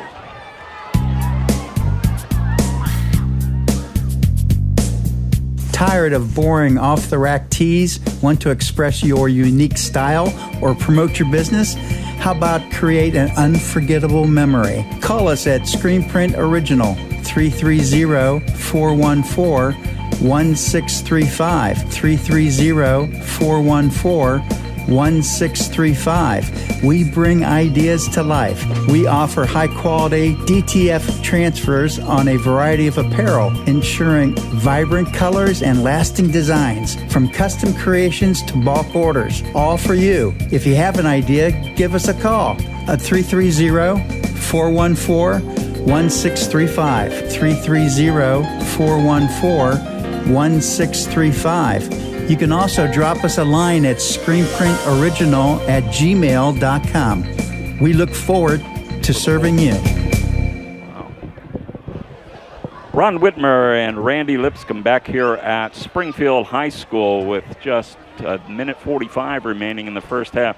Just before we came back, Randy, you hit me with a statistic that I find hard to believe, but I trust you, buddy. Tell me again. This is something. Last year, the entire season, the Spartans, with a 1-9 record, one win over Minerva, scored 36 total points for the whole campaign.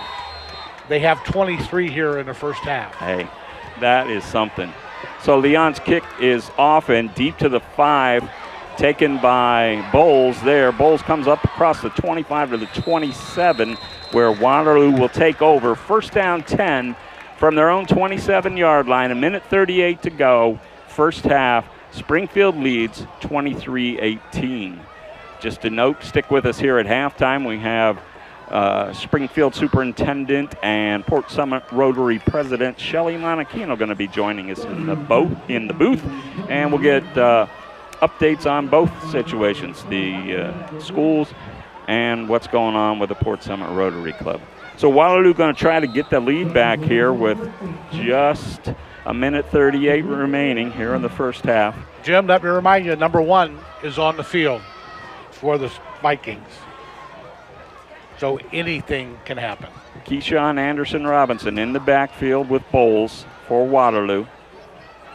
Still in that spread formation. We got a man offside late coming onto the field, and Coach Lawley's losing it. He's saying, hey, that's a flag. Where's the flag? Back up. Stand still. But they're not going to throw the flag. And direct snap to Robinson. The pass out to Bowles falls short. And I'm sorry, that pass was to Hakes, who was in the backfield with him. Falls short, so it'll be second down 10. Young man that was late coming onto the field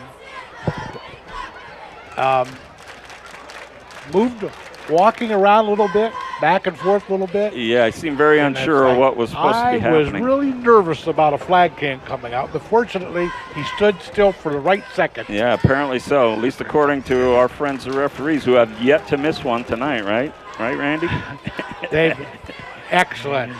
Anderson. Being an ex-basketball official, always got love for the Zebras. There you go. Anderson Robinson at quarterback. Hakes alongside him at running back to the near side. Anderson Robinson takes a snap, hands to Hakes. He's running around the far side and tackled for a loss in the backfield. That is, boy, getting a little dark here. Looks Marty like Thurston, number 6. the man who just scored the touchdown comes up with a big tackle for a loss there. Dandy tackle. Loss of about 4. We're going to call it 3rd and 14 now for Waterloo. 1:09 remaining, clock running. They trail Springfield 23-18 here on opening night on Fifth Dimension Radio. Happy to have you with us tonight and hope you'll stick with us throughout the season here. We'll have 10 big games for you on the course. Well, if you like offense, we've had it. We have definitely had it. Anxious to see if anybody can stop somebody here in the second half. Looks like Bowles is back in at quarterback now. Anderson Robinson out wide to the left, and we got a timeout by Waterloo. Should be their last of the half.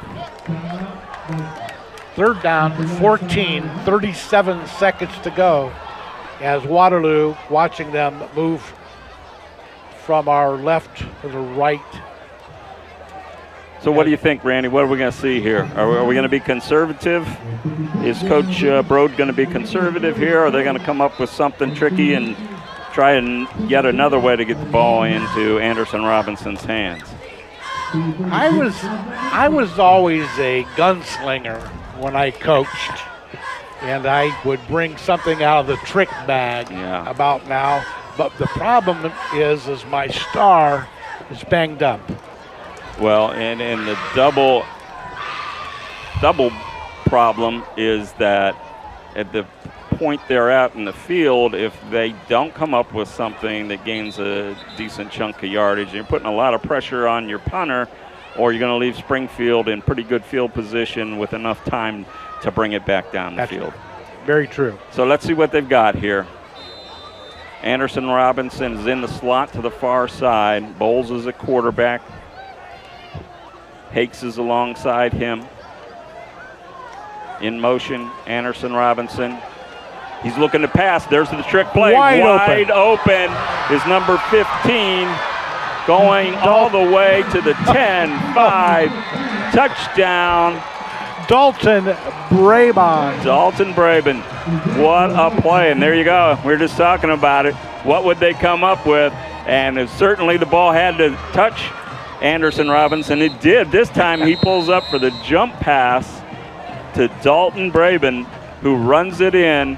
And wow, we're racking up some yardage. So the young man now has a touchdown run, a touchdown pass, a touchdown reception, and a fumble recovery for a touchdown.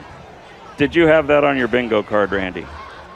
I said, do I have something in my trick bag? Well, there it was.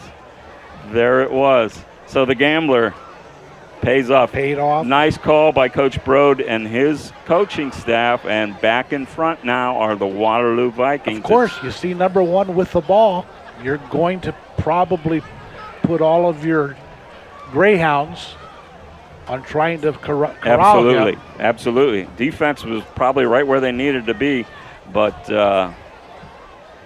Brabon snuck out and was all alone. The ball was up in the air. It wasn't the prettiest pass you're ever going to see, but he had plenty of time to pull it in, and then it was off to the races for and the a nice touchdown. catch. It took a nice catch. I've seen Division I football receivers drop that pass. Yeah, and that the spot of the ball was. I'll get better at this as the season goes along. Was that the 20? Or the 25? I had it at the 20. At the 20. So an 80-yard touchdown pass added to all of Anderson Robinson's numbers. Check that. Make it 25. I was going to say, we're going to watch this tomorrow and find out how many times we were wrong. So, just like the players on the field, folks. It's our first game. Randy and I, in fact, Randy didn't know till yesterday he's going to be helping us out today, and thank God for him. He keeps me from messing up too horribly bad here. But I went into the box of color play-by-play and got out the albums, and I'm thinking, man, that's been 30 years. Like I said, they were playing with leather helmets. I was going to say, don't tell me leather helmets. I knew you were going to break that out. That's for the young folks watching at home. That one's not true. We've seen pictures of guys in their leather helmets, but we never saw them playing. Okay, so it's going to be Nico Lopez Garcia and a fake and up the gut on the fake. Anderson Robinson got a flag runs down it on in for 2, but I think we maybe had a procedure penalty. Coming back. Coach Brode's halfway. He's more than halfway out. He's past the numbers on the side complaining, but we got a flag down and it's probably coming back. What are the odds of him winning this argument, Ron? Well, they're not good, but I kind of hope he does, because just when we thought there wasn't another way for Anderson Robinson to score, a 2-point fake kick extra point would have definitely not been on our bingo card. But that one, it looks like, is going to be called back. Coach Brode has had his say. The referees did their job. Now he's going to work on the side judge and see if he can convince him. And I think we know, Randy, it's probably not going to convince him either. I would think I would have a better chance winning an argument with my wife. Well, I'm smart enough not to go there, my friend, so we're going to get back out on the field here. And let's see if they actually go ahead and kick this time. They haven't had much success kicking the extra points. Maybe they're just going to line up and run a straight offensive play this time, and that does appear to be what they're going to do. So Bowles is in at quarterback. Brady Hakes is next to him on the near side. Our unknown number 3, and we've got to work on that at halftime. We'll see if we can find an assistant coach up in the box that can tell us. He's split out to the left, trips in narrow to the right, rolling to the right, then passing back across his body, picked off by Springfield in the end zone. Looks like Lang. No, that's number 13 for Springfield. That interception was by Marcus Lewis, who denied the extra point. So we're at a 1-point game now with 24 seconds remaining in the first half. It's Waterloo 24, Springfield 23, and what may end up being at the end of the season the most entertaining game of the season. I mean, we might just pack it up and say it ain't going to get much better than that, right? It'd be hard-pressed to have a more exciting half than we've seen this evening. I know the Spartan fans would prefer to be on top right here, but they got to be pretty happy. As you mentioned, the points that they're putting up on the board tells you that Coach Lolly's definitely got them going in the right direction. This is a team that handled them easily last year, and it's going to be anybody's game going into the second half. Heck, there's 24 seconds left. We could see another couple scores here before halftime. What could number 1 do that he hasn't done this? He hasn't run a kickback. He could have an onside kick. Who knows?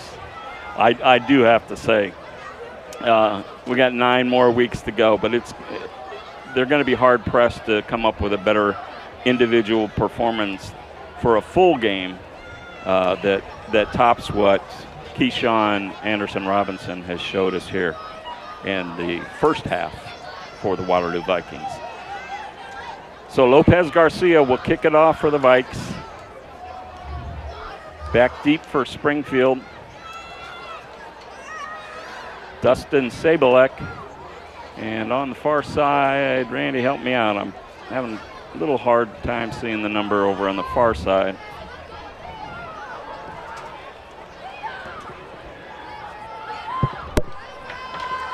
Ball's on the 40. Lopez Garcia checking with his teammates. Everybody's ready. Here's the kick. Short kick comes down at about the 15, rolls and is picked up.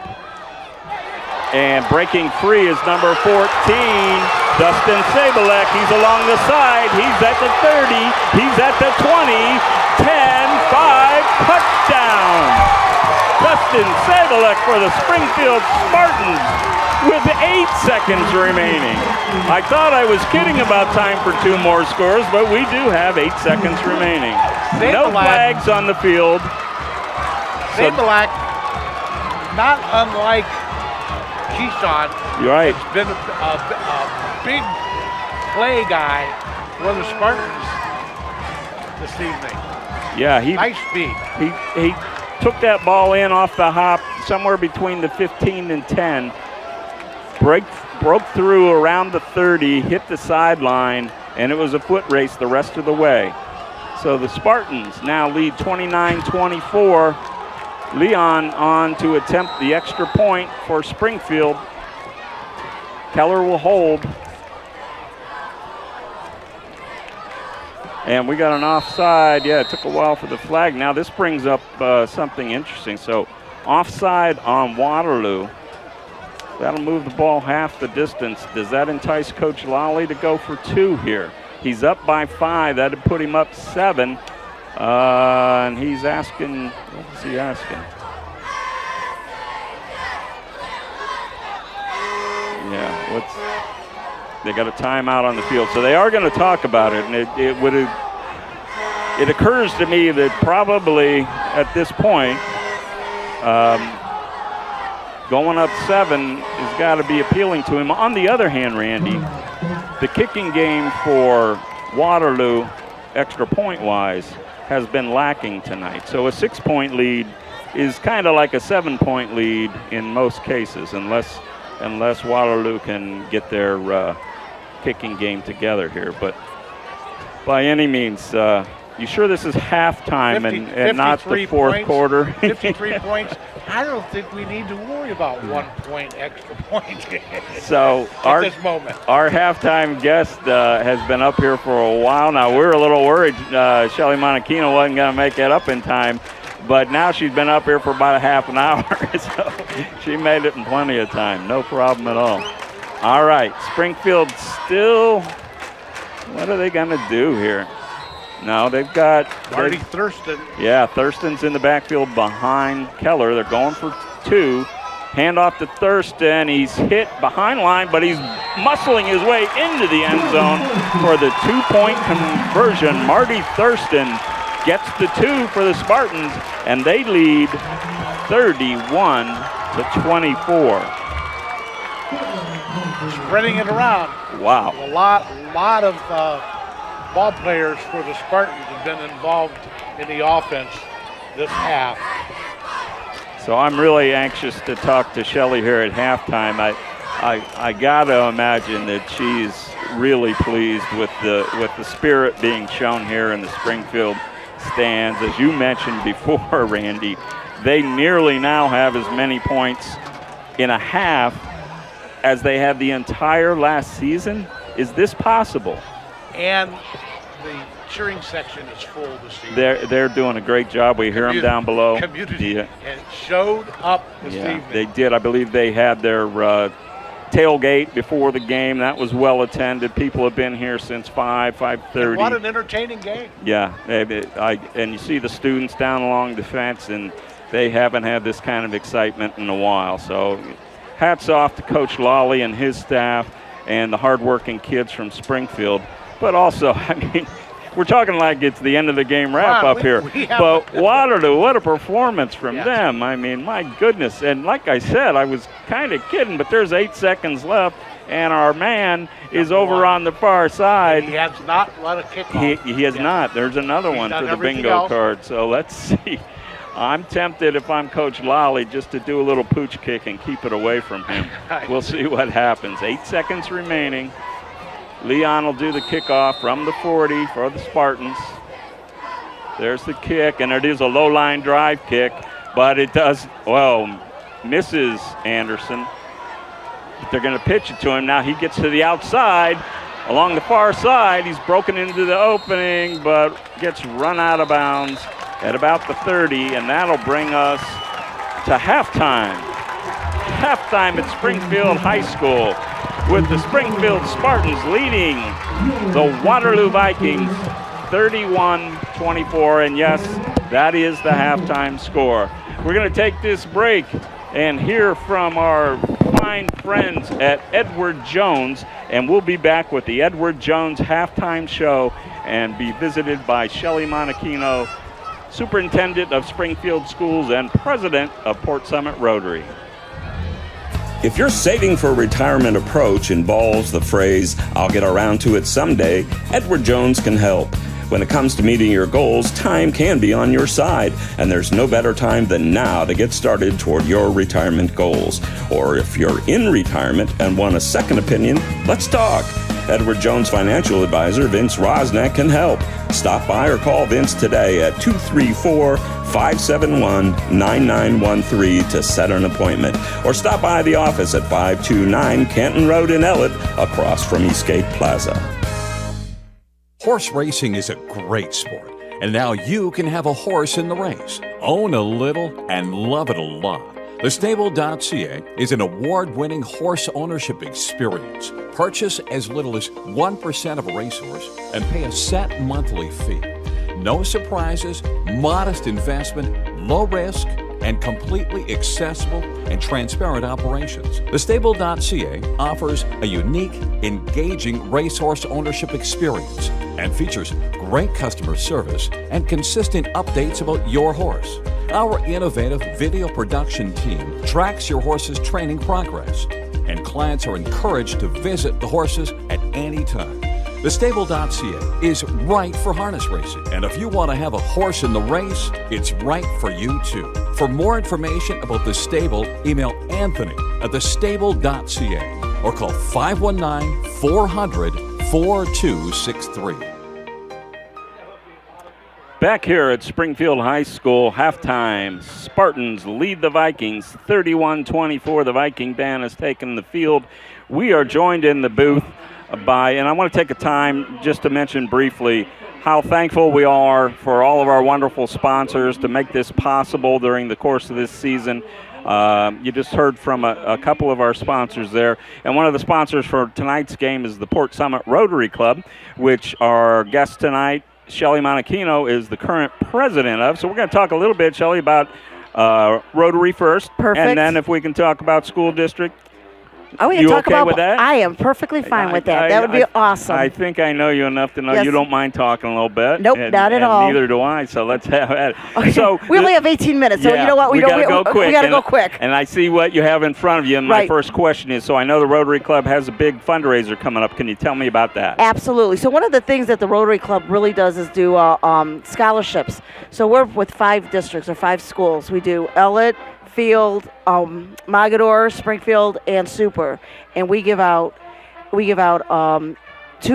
scholarships of $1,500. So to help raise money, one of our biggest, we have 2 big fundraisers, but the one coming up is our Dizzy Duck Derby.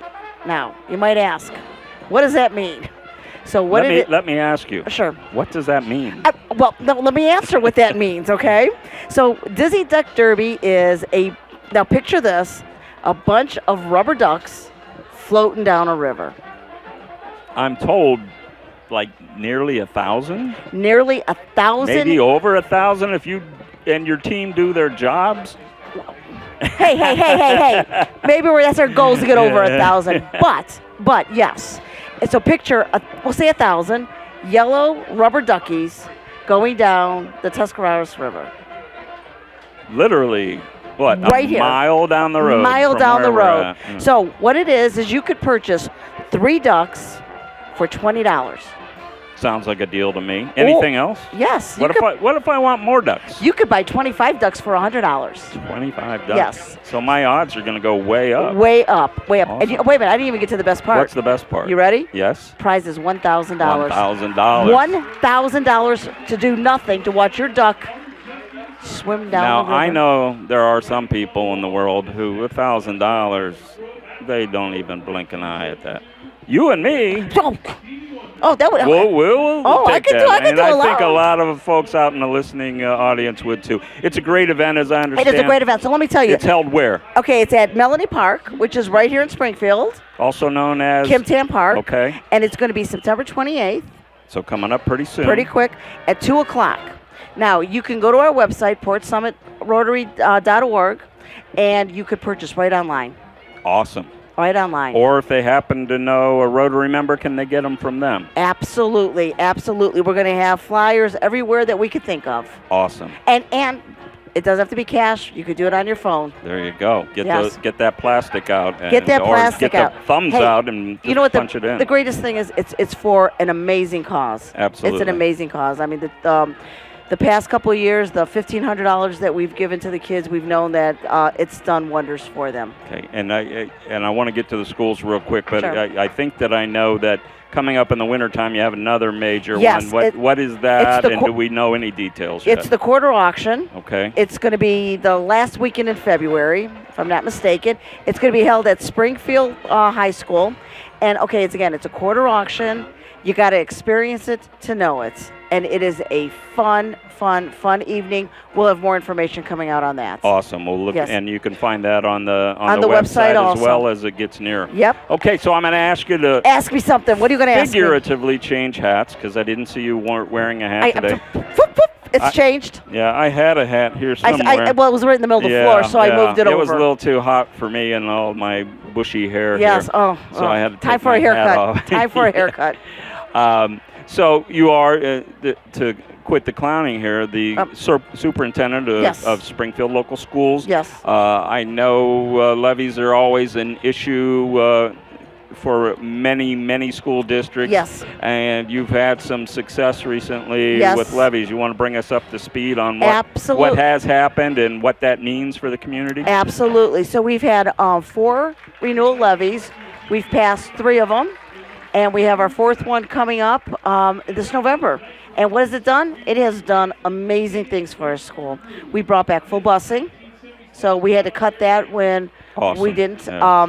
We brought back full PE, art, and music for the elementary. So important. Oh, it's so important because the arts is such an important thing for our kids. We've added junior high art for for our junior high, and we added a STEM class. Wow. So we've just been adding tons No of things. wonder you're smiling so big. I'm gonna tell you what. We 3 days of school. It's been a phenomenal 3 days. Yeah. And I don't want to get ahead of myself here. It's just halftime. But we mentioned before we got you on the headset and mic the noticeable energy level here tonight. Do you concur? Is this, Yes. regardless of the final outcome, has been a successful night for the school district? I have to believe. It truly is. So we started off with our tailgate. This is our 3rd year for that. We had a very large amount of people reach out. It was youth night, so we have 200 kids in our youth program. 200. I mean, how awesome is that? That is just, it's grown 3 times in the last 3 years. If you look out on the stands, I mean, we are just packed.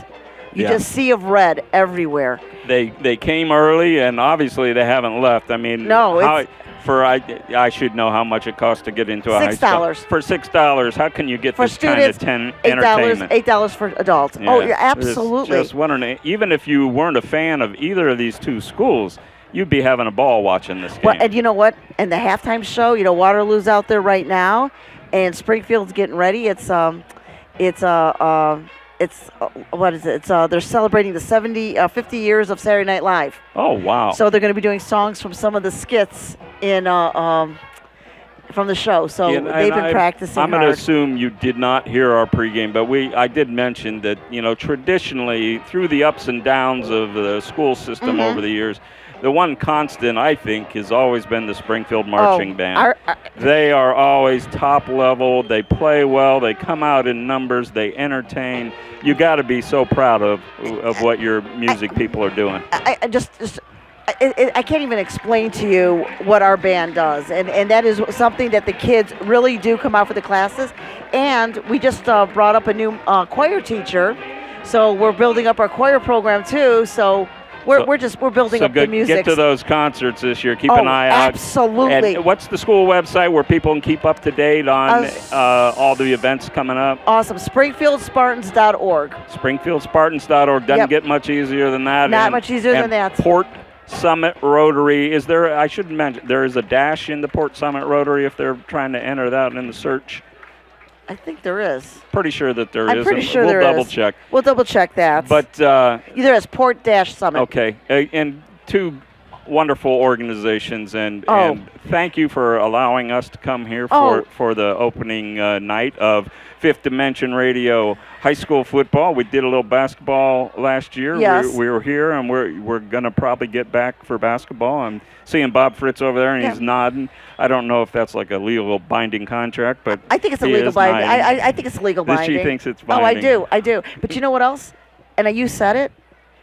What a first game. You couldn't get more exciting than what we're seeing down there. Absolutely. Well, absolutely. Hey, thank you so much for coming thank you up for and having spending me. some time with us. We're going to take this quick break and hear from Jobs for Ohio's graduates, and we'll be back to talk about that crazy first half in just a moment. All right. Thank you so much. Thanks, Shelley. Jobs for Ohio's graduates, JOG for short, is a workforce readiness nonprofit covering Northeast Ohio, including Ashland, Medina, Stark, Summit, and Trumbull counties, helping youth ages 14 to 24 and adults complete their education, develop soft skills, and start their careers. To make this possible, we need people like you to support the next generation of the workforce and partner with JOG today. Go to jogworks.org, JOGWORKS.org for more ways to mentor and hire JOG participants, attend events, and more. We're back here at Springfield High School, and going to be talking here in just a moment with Bob Fritz. I'm going to get him hooked up on the headset here while Randy gets some statistics here ready for you. And boy, God bless Randy. He's pinch hitting at the last minute, and he's got enough stats to last about 3 games worth here. And we'll put together what we can for you. But needless to say, there's a couple of guys who've dominated the action. But Bob Fritz is back with us here at halftime. Bob, what are your thoughts not only on the game but on the team that we've assembled here and the start we're getting off to here? We know, just like when we did basketball, things will get better and smoother, but the game is carrying itself tonight, right? This is a great game. Yeah. A lot of offense. And I got to give you credit. You picked it, and some of us probably looked cross-eyed at you and said, really? Springfield and Waterloo? Well, wow, what a game. You know, we talked about this, Ronnie, when I decided to do football on the radio for Fifth Dimension Radio. Right. I went after some schools that don't get a lot of recognition, don't get a lot of airtime on the radio and stuff like that. And I'm glad I picked this game. This is a great game. Yeah, absolutely. And you were standing out there midfield with me in the pregame when I thought we were recording some interviews with the coaches, and my fat thumbs hit the wrong. But both coaches were so very appreciative of just that fact that, they don't typically get much media coverage. And to have us here, I think, and have such a wonderful game, they're going to be able, some folks are certainly listening to us live, and we want to thank them for tuning in, but there'll be probably many more watching it on YouTube or catching it on Fifth Dimension Radio's website after the fact. They were so tickled for the coverage, so we're glad to be here. I know the Waterloo coach, he sat there and said, I can't wait to see this. Yeah, absolutely. And Coach Brode, yet another apology for somehow losing our pregame interview, which he was just obvious or just awesome at. So, Bobby, I want you to talk a little bit about the schedule that's coming up for the rest of the season. What are we looking at going forward, starting with next week? All right, next week we're going to be at Barberton for the Stowe-Barberton game, the Bulldogs versus the Magics. The game 3 in 2 weeks from now will be Green at Talmadge, the Bulldogs and the Blue Devils. And then we're going to be at Cuyahoga Falls on September the 12th. September the 12th will be the last game ever played at Clifford Stadium in Cuyahoga Falls. And that's going to be between Barberton and Cuyahoga Falls. And if you know anything about high school football, especially in northeastern Ohio, that's been a big rivalry for years. Barberton and Coach. So what a way to end Clifford Stadium. Great way to go out at Clifford, and then, well, I don't want to steal your thunder. There's more to that story you'll get to in a second, but go ahead. And then, of course, on the 19th, September 19th, we'll be at Mogadore for the Orangeman. Backyard rivalry. Well, you know what? It hopefully is becoming a rivalry. They never used to play, and now they are. Of course, I graduated Ellet. We used to be able to go to the Ellet game, and you sitting in the bleachers, you can see the Mogadore lights. Yeah, that's how close these absolutely. schools are. They are very close. And then we're going to Woodridge, Coventry Woodridge on the 26th of September. And then on October 3rd, we're going back to Cuyahoga Falls as they open the new stadium. How about that? It's Aurora Greenman, usually got a pretty good team, will be opening the new stadium at Cuyahoga Falls. And I believe I saw online that they're calling that Lambert Field. Lambert Auto Group is sponsoring that, so great for them. Field, it's a beautiful new stadium out there. Yeah, so looking forward to it, definitely. And then, of course, we'll be at Barberton on the 10th of October with Revere. On the 17th, there is going to be a change. Originally, it was scheduled Twinsburg at Stowe, but the game was moved to the second week of the season. Right. So we're working on filling that spot. And I'm not going to jump the gun, but we got a possibility of a really great matchup. Really good matchup. And then we'll finish out the season back here at Springfield as Woodridge Bulldogs take on the Springfield Spartans on October the 24th. Man, what a great lineup. What a great opportunity to get some schools who don't traditionally get a lot of coverage. And I know how your operation works. I've been part of it here for a little while now, and it just keeps getting better. Well, I personally, I think I build a good team between you, Randy filling in, great job. Chris is coming in. Yeah, we're looking forward to that. We got our producer over there, Bob Felmley. He's the man. He does it all. He does it all for us. Basketball season, and I'll be saying it all football season. He makes the rest of us look good. He makes Fifth Dimension look good. Yeah, because absolutely. If it wasn't for that guy, I don't know what I would do. Yeah. And of course we got Roger McLean over there. He's help running the cameras tonight. So, and like I said, you can catch the game tomorrow or Saturday or maybe late Saturday, early Sunday at the latest.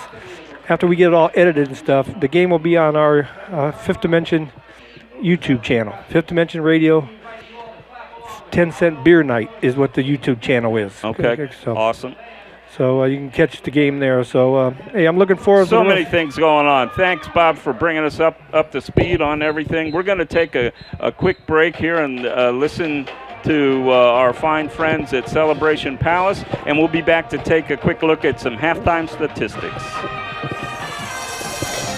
Introducing the Celebration Palace, a brand new and all-inclusive banquet facility located in Hartville in the North Plaza at 240 Kent Avenue Northeast. Still dreaming about your special wedding day or that occasion you're wanting to celebrate and you're not sure where to start? Well, you're in luck, because here at the Celebration Palace, we specialize in wedding and event planning. Whether you are looking for a venue or an all-inclusive wedding package, we have you covered. We help plan your special occasion. We have specialized vendors to help make your special day magical, and our prices are budget-friendly. So let us here at the Celebration Palace make all your special occasion dreams come true. You can give us a call at 330-587-2035 or check us out on our website, www.thecelebrationpalace.com. Stress-free, budget-friendly, amazing staff, and a stunning venue. The Celebration Palace, where your vision becomes a reality. Back at Springfield High School, about 3 minutes to go in the halftime time as the Springfield band is entertaining the heck out of us. Currently, they're doing a tribute to Saturday Night Live, and we've got a Will Ferrell impersonator down there. We need some more cowbell. Playing the cowbell. Yeah, absolutely. Great job. So, Randy, quick look, and I know there was so much going on, and we don't pretend to have every stat available to you, but you want to highlight some of the craziness that went on? We had some really long plays in the first half. Dustin Sobolik for the Spartans combined for 150 yards by himself for the Spartans with two TDs. Of course, Anderson Robinson was all world. He had combined, he had 70-yard pass play, threw a 70-yard pass, I should say. Had a 75 receiving. He caught one for 75. And then he rushed for 55 yards. He ran one for 55, and he picked up a fumble recovery and ran it in for 35 yards. So his total yardage is off the charts tonight. Just his average per touch has got to be, I hate to start speculating on Waterloo records, but if there's been a bigger game and a half at Waterloo in the last forever, I want to know about it. He's been everything. And Cody, the quarterback, Cody Bowles. Cone Keller? Cody Bowles, yeah. Had a 75-yard pass play to Bolin. So there's a lot of stars. To Braben, right. A lot of players involved in scoring, and what an exciting half. And that's only 2 quarters. That's only 2 quarters, folks. It's still, I hate to overstate it, but it's boggling my mind. So we've got just over a minute to go. Let's take one more commercial break and hear from our halftime sponsor, Edward Jones Realty, or I'm sorry, Edward Jones Financial. I'll get in trouble for that one, and Vince Rosnack. If your saving for retirement approach involves the phrase, "I'll get around to it someday," Edward Jones can help. When it comes to meeting your goals, time can be on your side, and there's no better time than now to get started toward your retirement goals. Or if you're in retirement and want a second opinion, let's talk. Edward Jones Financial Advisor Vince Rosnack can help. Stop by or call Vince today at 234-571-9913 to set an appointment. Or stop by the office at 529 Canton Road in Ellett, across from Eastgate Plaza. So we're back at Springfield High School. Ron Whitmer alongside Randy Lipscomb, our guest color commentator tonight. And folks, here's the thing. It's hard enough. So we're kidding around here early in the pregame, and it's been 45 years since I called a high school football game, a state championship Mogador at the River Bowl in 1980. And it's been a few years since Randy's been here, and he didn't even know he was going to be here until yesterday. And to do what he does at the drop of a hat, I know from being in the industry off and on over the years that that's a much harder thing than it may appear to be to somebody on the outside. So, Randy, thank you so much for doing this. And we're going to keep your phone number handy, so if somebody gets sick or something else comes up, you'll be the first guy, and I hope you'll consider doing it. I think you've had fun. I've been watching your face.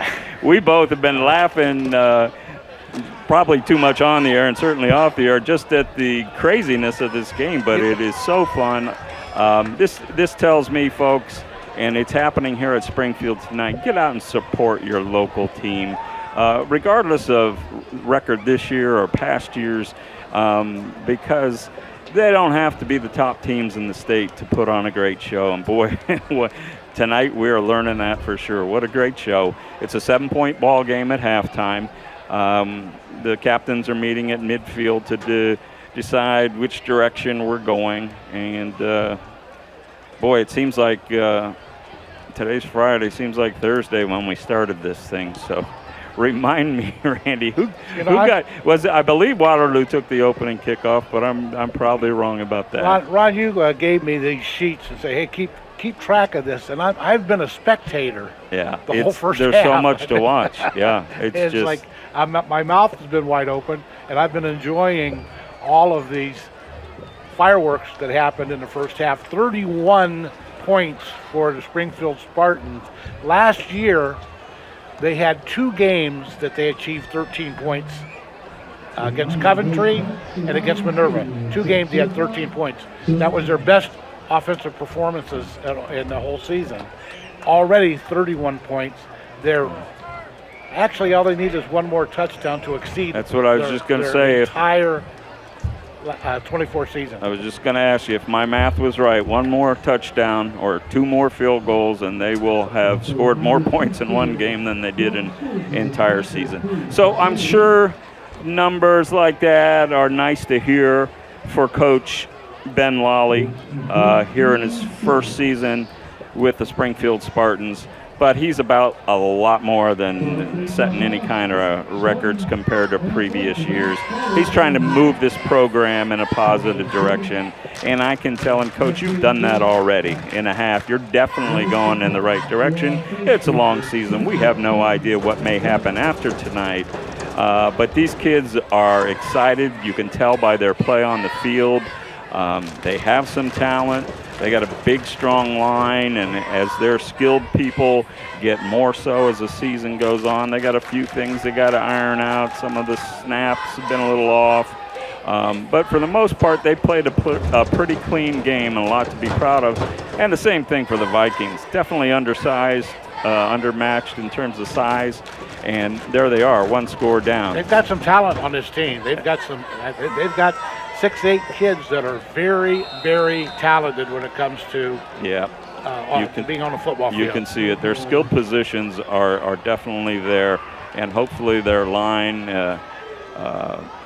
grows for one thing. Oh, here's a squib kick to start second half and fielded by Springfield at the 45-yard line. They'll start the second half from their own 45. So I got a little long-winded there, but I just want to make sure everybody knows that while this game is far from being over, there's some brightness for Coach Nate Brode at Waterloo as well.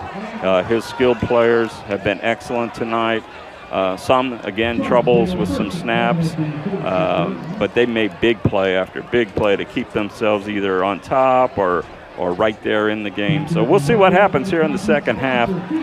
Starting from their own, we'll call it the 46-yard line, is Springfield. Cone Keller still there at quarterback. He's going to start with an empty backfield this time. Good to see Elijah Manier back out on the field for the Spartans.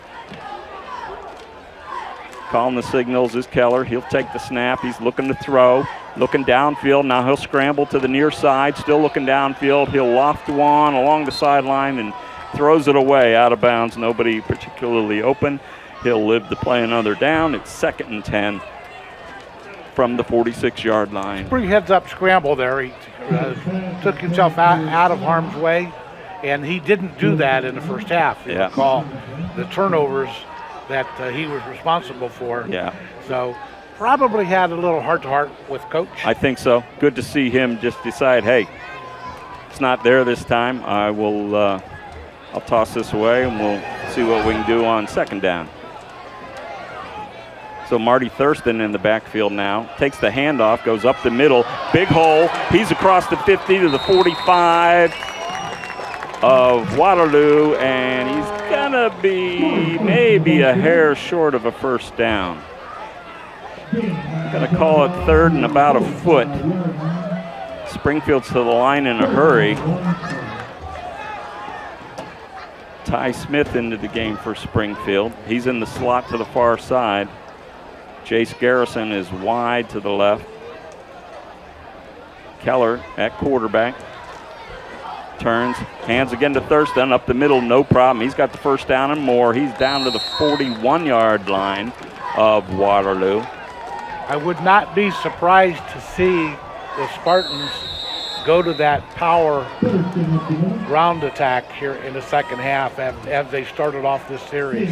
Yeah, it looks like Thurston is their power back. On his second carry for 4 yards and banged up. That's Thurston that's down? Yes. Okay. Don't want to see that, but Baron Lang had a nice first half as well.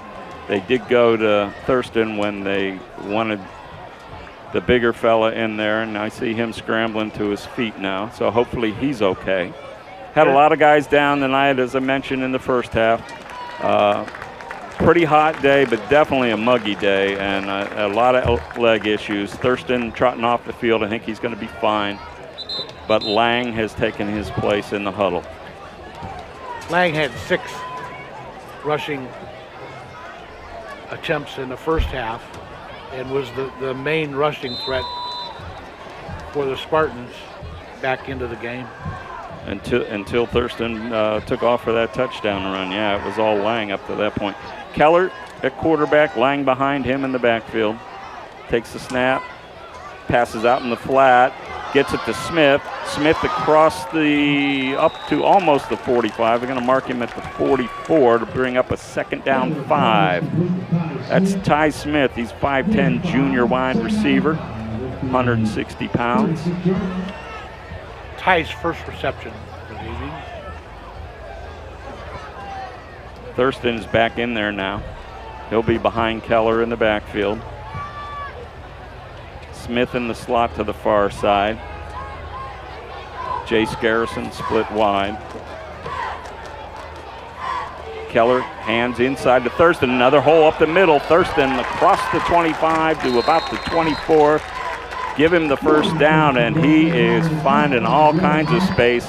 That big offensive line again, Randy, just doing their jobs, moving people around. 10-yard gain, following the big uglies.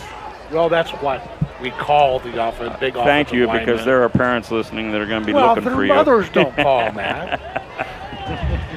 Keller in the backfield. He's got Thurston behind him. Running out of the spread. Fake handoff. Keeper by Keller. Bad decision that time as he's taken down for about a 2-yard loss. And that's 55, who is Dominic Haruf. Haruf, at least his 4th tackle of the night, maybe 5th. Finding all kinds of holes to plug up. So it is a loss of 2. Call it 2nd and 12. Ball at the 26-yard line. Keller looks over the line. Calls for the ball, snap. He's looking downfield, looking in the middle, now out to the right. Running to the right, near the right sideline. He's hit as he throws, out of bounds, incomplete. Great pursuit that time by number 13 for the Vikes. Also, Keyshawn Anderson Robinson gave him a little shove at the end of that play. Yeah, Ben Riley and Anderson were right on top of him. Brady Hakes was there. Like we said, mostly on offense we've been talking about it. But these guys must be in great shape because they're awful quick in the defensive side of the ball too.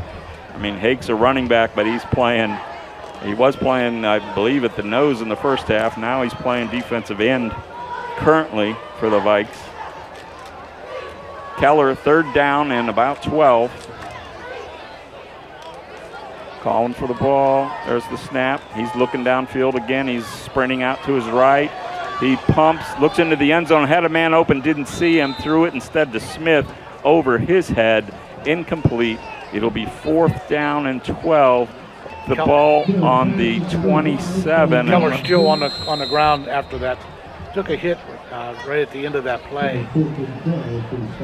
And difficult to see that open receiver as you're rolling out to the right, and the receiver was open, but he was open down over the middle. Yeah. Impossible to see that. Good pursuit that time by the Waterloo Vikings. I think it was Brady Hake again. He was in the area. If it wasn't him that put the lick on Keller.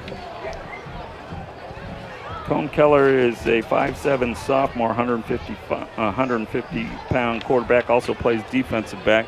He's also, I saw him when we did the Springfield basketball game last season as a freshman, a talented guard on the Springfield Spartans basketball team. So tough kid. He's up, shaking off the cobwebs, and looks like he'll be back in. I was going to say, looks like he put his helmet back on like he wants to stay in there, but let's see what they're going to do here.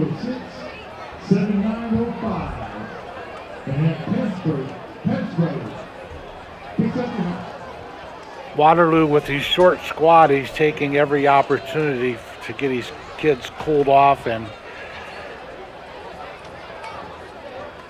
yeah, which is a very wise move by Coach Pro. We're going to now have a timeout on the field by Springfield, and with that, we're going to take this break and hear from Port Summit Rotary.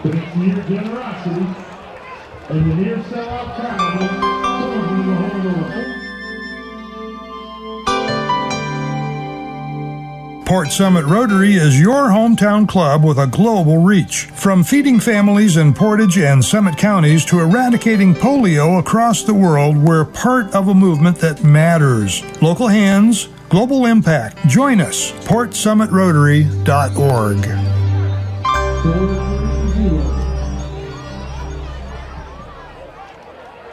So it seems to me, Randy, back here at Springfield High School, that both teams are kind of, even after halftime, trying to catch their breath a little bit here.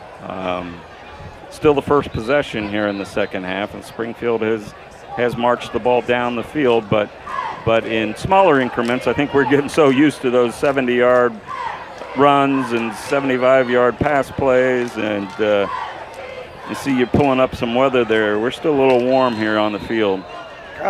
Still right around 71 degrees on a late evening. Keller in the backfield for Springfield, looking downfield. He's looking in the end zone again. He's got a man, and it batted up in the air and falls harmlessly to the ground. It looked like for a second he was going to find Jace Garrison in the end zone. He was wide open, but the DBs for Waterloo recovered nicely. It looked like Bowles and number 2 was also back there on coverage. Sobelink also was in the area to receive that ball as well. So Springfield will turn it over on downs. Waterloo will take over 1st and 10 on their own 27-yard line. We've gone probably 5-6 minutes without a score. Yeah, what's going on? It's kind of getting boring out there. Are these two different teams? They look like the same teams. 31-24 our scores. Springfield Spartans in the lead. 8:49, third quarter. That was quite a pace we were on in the first half, so it doesn't surprise me we're settling in a little bit, and I'm sure as soon as I say that, something big's about to happen. Well, number 1's on the field. Bowles is in the backfield at quarter, or I take it back. It is Anderson Robinson at quarterback. He takes a snap, and Springfield's all over him in the backfield, but he wiggles away and fights his way back to the line of scrimmage, or nearly so.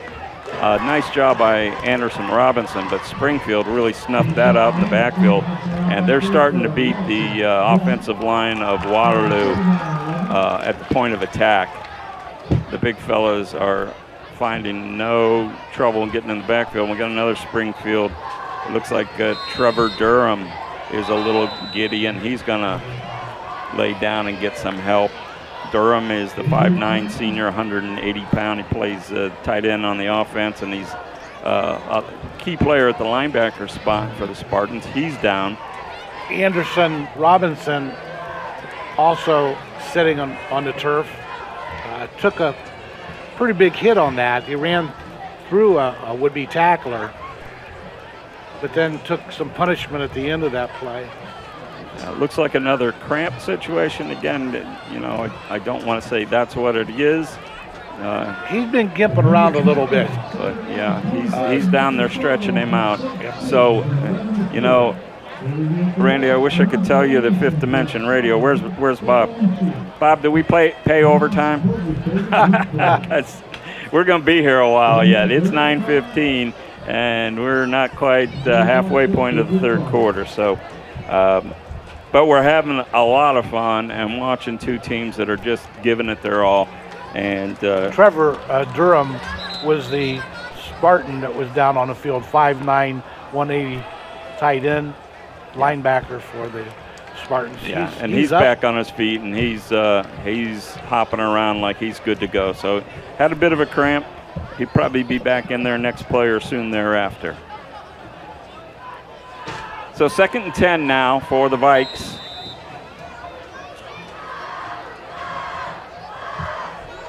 And in the quarterback position, it's Anderson Robinson. Looking over the line, barking out commands, takes the snap, hands off to Hakes, and no, he doesn't. It's the end around to Bowles. Bowles on the near side with a big gain, knocked out at the 45-yard line. And another little razzle-dazzle that I didn't see coming, and a great fake handoff there by Anderson Robinson. Spencer Castro, junior defensive lineman, came all the way across the field to make that tackle. Good hustle. Good thing he did, too, because Bowles might have been off to the races. As it was, he picked up 15 and a first down. The ball's on the 45-yard line. Waterloo trailing by just one touchdown. And the all-important point after, which has been a bit of a struggle for them tonight. So we'll see what happens if they're able to push it across the goal line. Still a ways to go, near midfield. So Bowles is back now at quarterback. Hakes standing next to him in the backfield on the far side to his right. Anderson Robinson in the slot to the far side. Snap to Bowles. He's retreating now, gets the screen pass off to Hakes, and we got a flag on the play. I think we might have a hold on Waterloo. Very possible. Came from the side judge, but might have had the end holding there. Yeah, it looks as if number one, Trevor Dunham was held up there. Got a hold of his jersey. So Springfield is going to accept that penalty. It is holding. We're going to march it back 10, and we're going to go first down and 20. Spartans beginning to pin their ears a little bit more, aggressive on defense, and they are, Randy, and I think we speculated that this could be the case in the second half. Wearing down a little bit. Wearing down the smaller guys. We'll see if that holds, but right now it seems to be. Bowles in the backfield with Hakes. Calling the signals, slaps his hands, calls for the ball. He'll pass it out in the flat, and it is caught, but for little, if any, gain. Looked like it was caught by Dalton Braven, who had the big catch and run in the first half.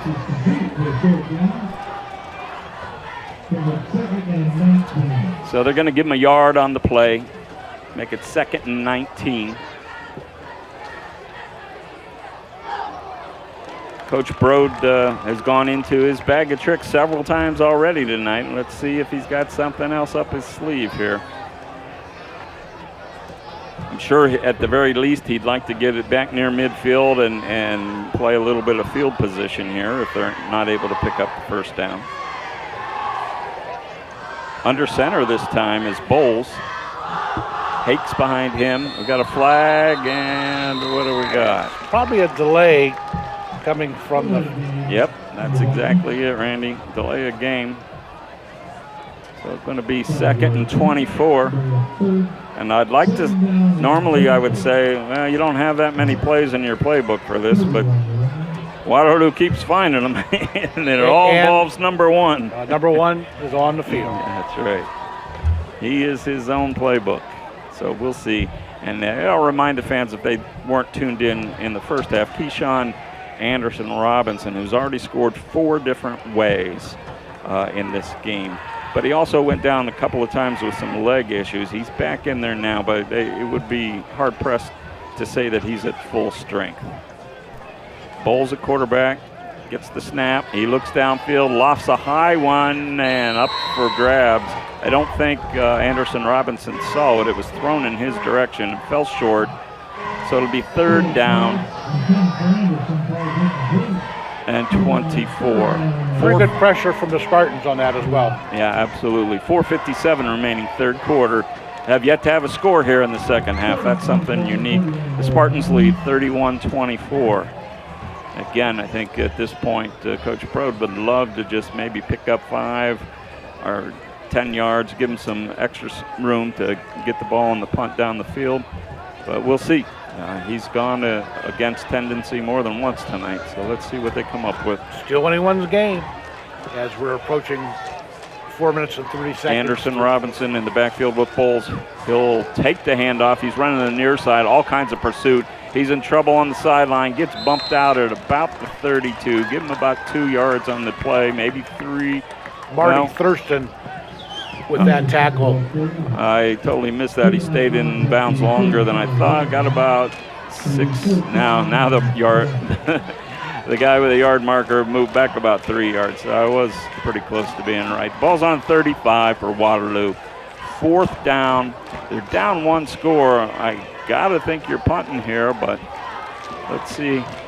Again, with Bowles being the punter, you never know. He is a little deeper than normal and has Hakes in front of him, so it looks as if he's going to punt.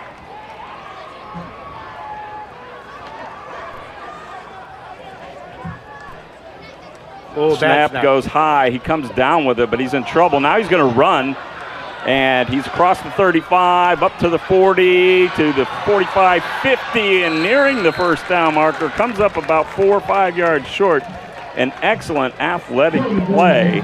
Nifty run by Bowles. By Cody Bowles. Just amazes me. That kid's a 9th grader. That ball should have been over his head, made a one-handed grab, pulled it in.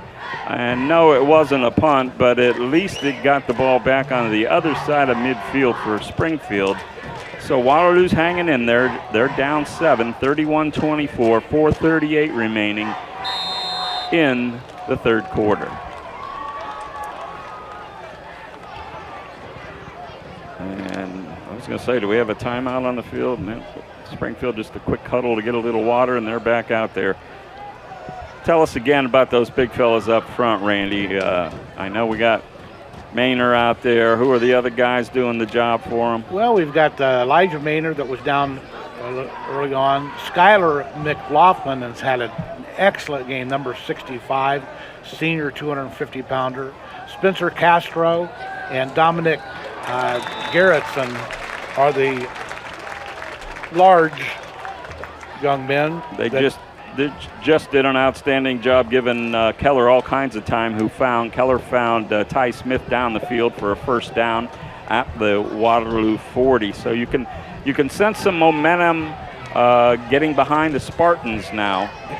The key to a successful program is to get those kids, get them in the weight room, and keep them fed and happy, and that will turn this Spartan program around sooner than anything else. But it takes time. Whoa. Keller had a handoff inside for no gain, and our buddy Elijah Maynor, who we're just bragging on, had a little bit late block there. We have flags all over the field.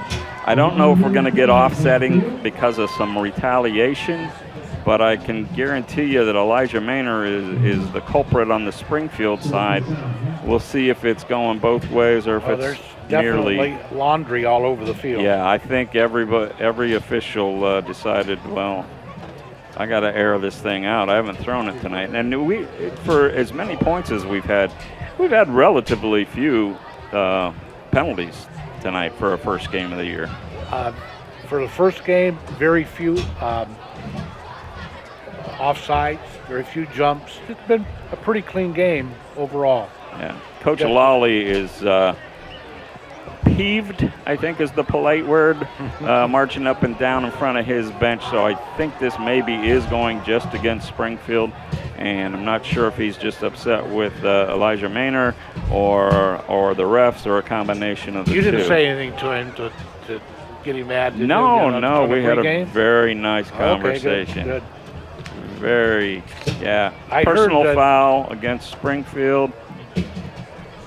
And those are going to offset. We got unsportsmanlike conduct against Waterloo. Those two will offset, so no harm, no foul, and we'll do it again. 1st and 10 on Waterloo's 40-yard line. 4 minutes to go, 3rd quarter, 31 Springfield, 24 Waterloo. So Lang's in the backfield behind Keller. Wide left is Jace Garrison.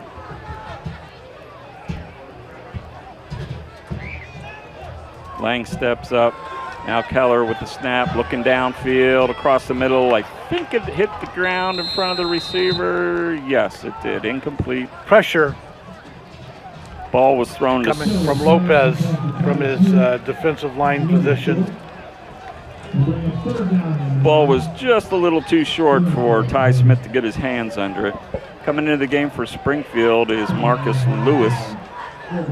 They call him Nico, right? Nico Lopez Garcia. Nico, yeah. So Lewis is in the slot here to the near side. Empty backfield for Keller. 3rd down 10. Keller with the quarterback keeper up the middle. He's got some yards, but not quite enough for the first down. He's down at the 34-yard line. That'll bring up 4th down and about 4, short 4 for the Spartans. Let's see what Coach Lawley wants to do here. I'm going to assume he's going to go for it. He's fairly deep. Thurston coming in off the bench brings the play into Keller. Thurston has been their money back when short yardage and power situations, and this is fairly short yardage. We'll see what happens. Keller calling the signals. Takes the snap. Hands it to Thurston. Up the middle. He's fighting for the yardage. He's close. I think he got it. He's close. The official on the far side has him at the 30, which should be enough for the first down. No? The Waterloo coaches are excited. They think he came up short. And the official did kind of move back this way. Boy, he had it right on the 30, it looked like, and now they moved it back almost to about the 30.5 yard line. Let's see if they're going to measure this or if they're just going to give the ball to Waterloo. Looks like they are. So a stop on downs for Waterloo, a big stop there with 2:57 to go in the third. They remain just one score down. So that offensive fireworks from the first half has been shut off here in the second half. We're scoreless in the second half. Springfield up by 7.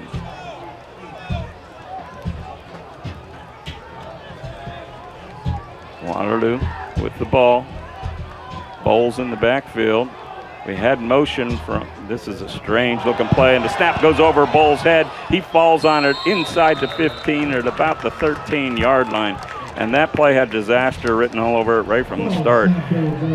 Well, when we go to the film room at Waterloo High School in Atwater, Ohio, I think we're going to be have some criticism of our center snaps. Yeah, and the coach knew. I apologize. I should have picked up who our center snapper is, but he has had some difficulty today. I think he's a young fellow.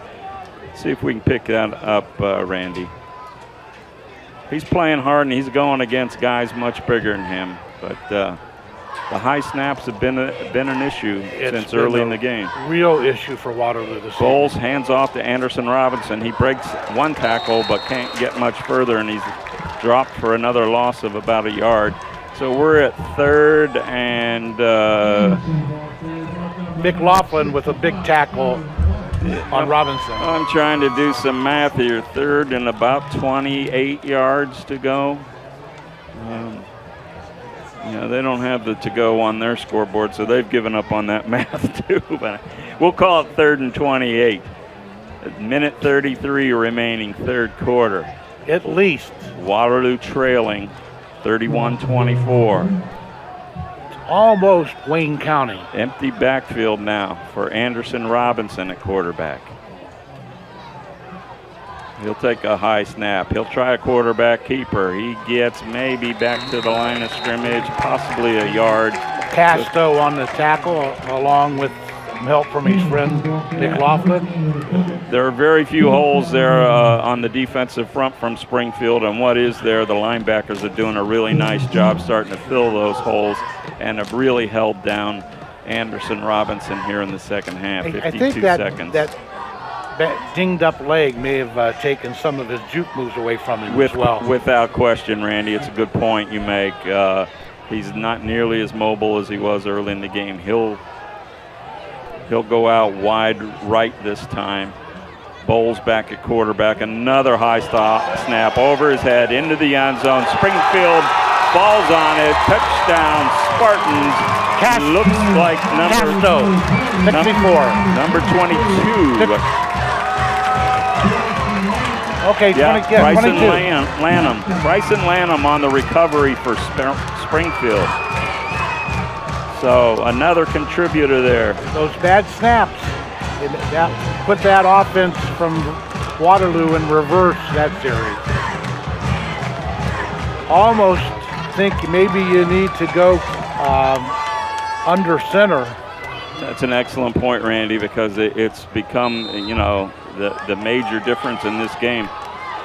So Leon is on for the extra point attempt for Springfield. Snaps down, kick is up, and it is good.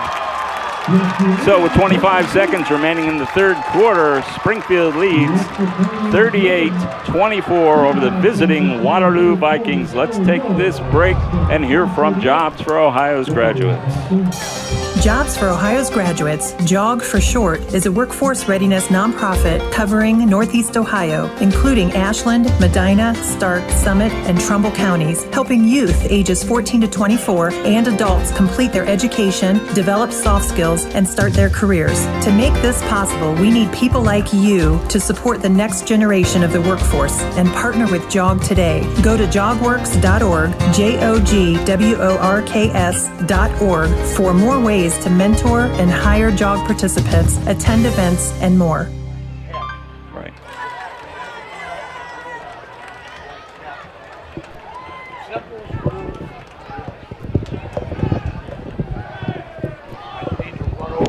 So we're back here at Springfield High School. The Spartans have just fallen on a fumble.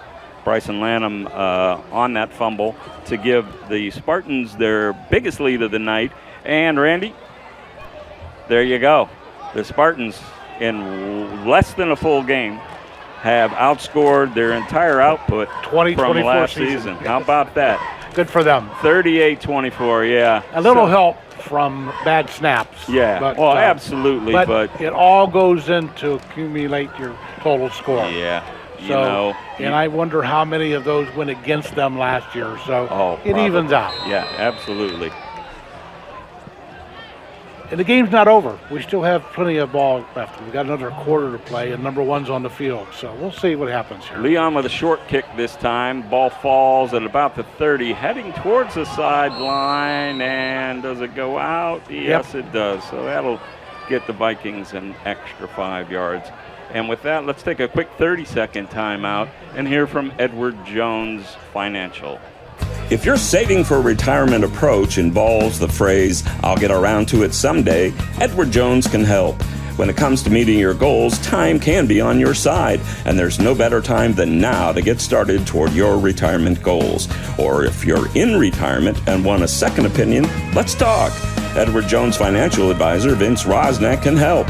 Stop by or call Vince today at 234-571-9913 to set an appointment. Or stop by the office at 529 Canton Road in Ellett, across from Eastgate Plaza. So just 25 seconds left here in the third quarter. Waterloo has the ball, but they're now down 2 scores for the first time tonight. They trail 38-24. Bowles in an empty backfield for the Vikings. Looking to pass. Lofts it down the middle. He has a man open, but severely underthrown and almost picked off. For Springfield, that was number 24, Evan Delbrugge. I hope I'm getting that right. With the near interception. So that'll bring up a second down 10. And Randy, definitely the Vikings as a team now look like they're worn down. They don't have the kind of spring in their step they had in the first half. Things are a little slower developing, and that Springfield front is really beginning to put some pressure. They're pinning their ears and coming at them. And you're right, the smaller offensive line just those quick hitters. Oh, another snap over the head. Picked up by Bowles, but he's going to be sacked for another huge loss back inside the 15. They're going to mark it at the 15. So a loss of about almost 20 yards. Exactly 20 yards. So it'll bring up 2nd and 25. My coach told me, well, this is a long time ago now, okay? We mentioned this earlier. The equipment was different when I played. But he said, keep your butt down. Keep your so that when you look between your legs, when you snap the long ball, you cut off the punter's or the quarterback's head. Right. So the ball it's better to roll it to him than go over his head. Well, I really feel for the young man. So that's put the Vikings in a really big hole. We'll take this quick 30-second timeout, and we'll be back to see if they can pull it out and get back in the game here as we go into the fourth quarter.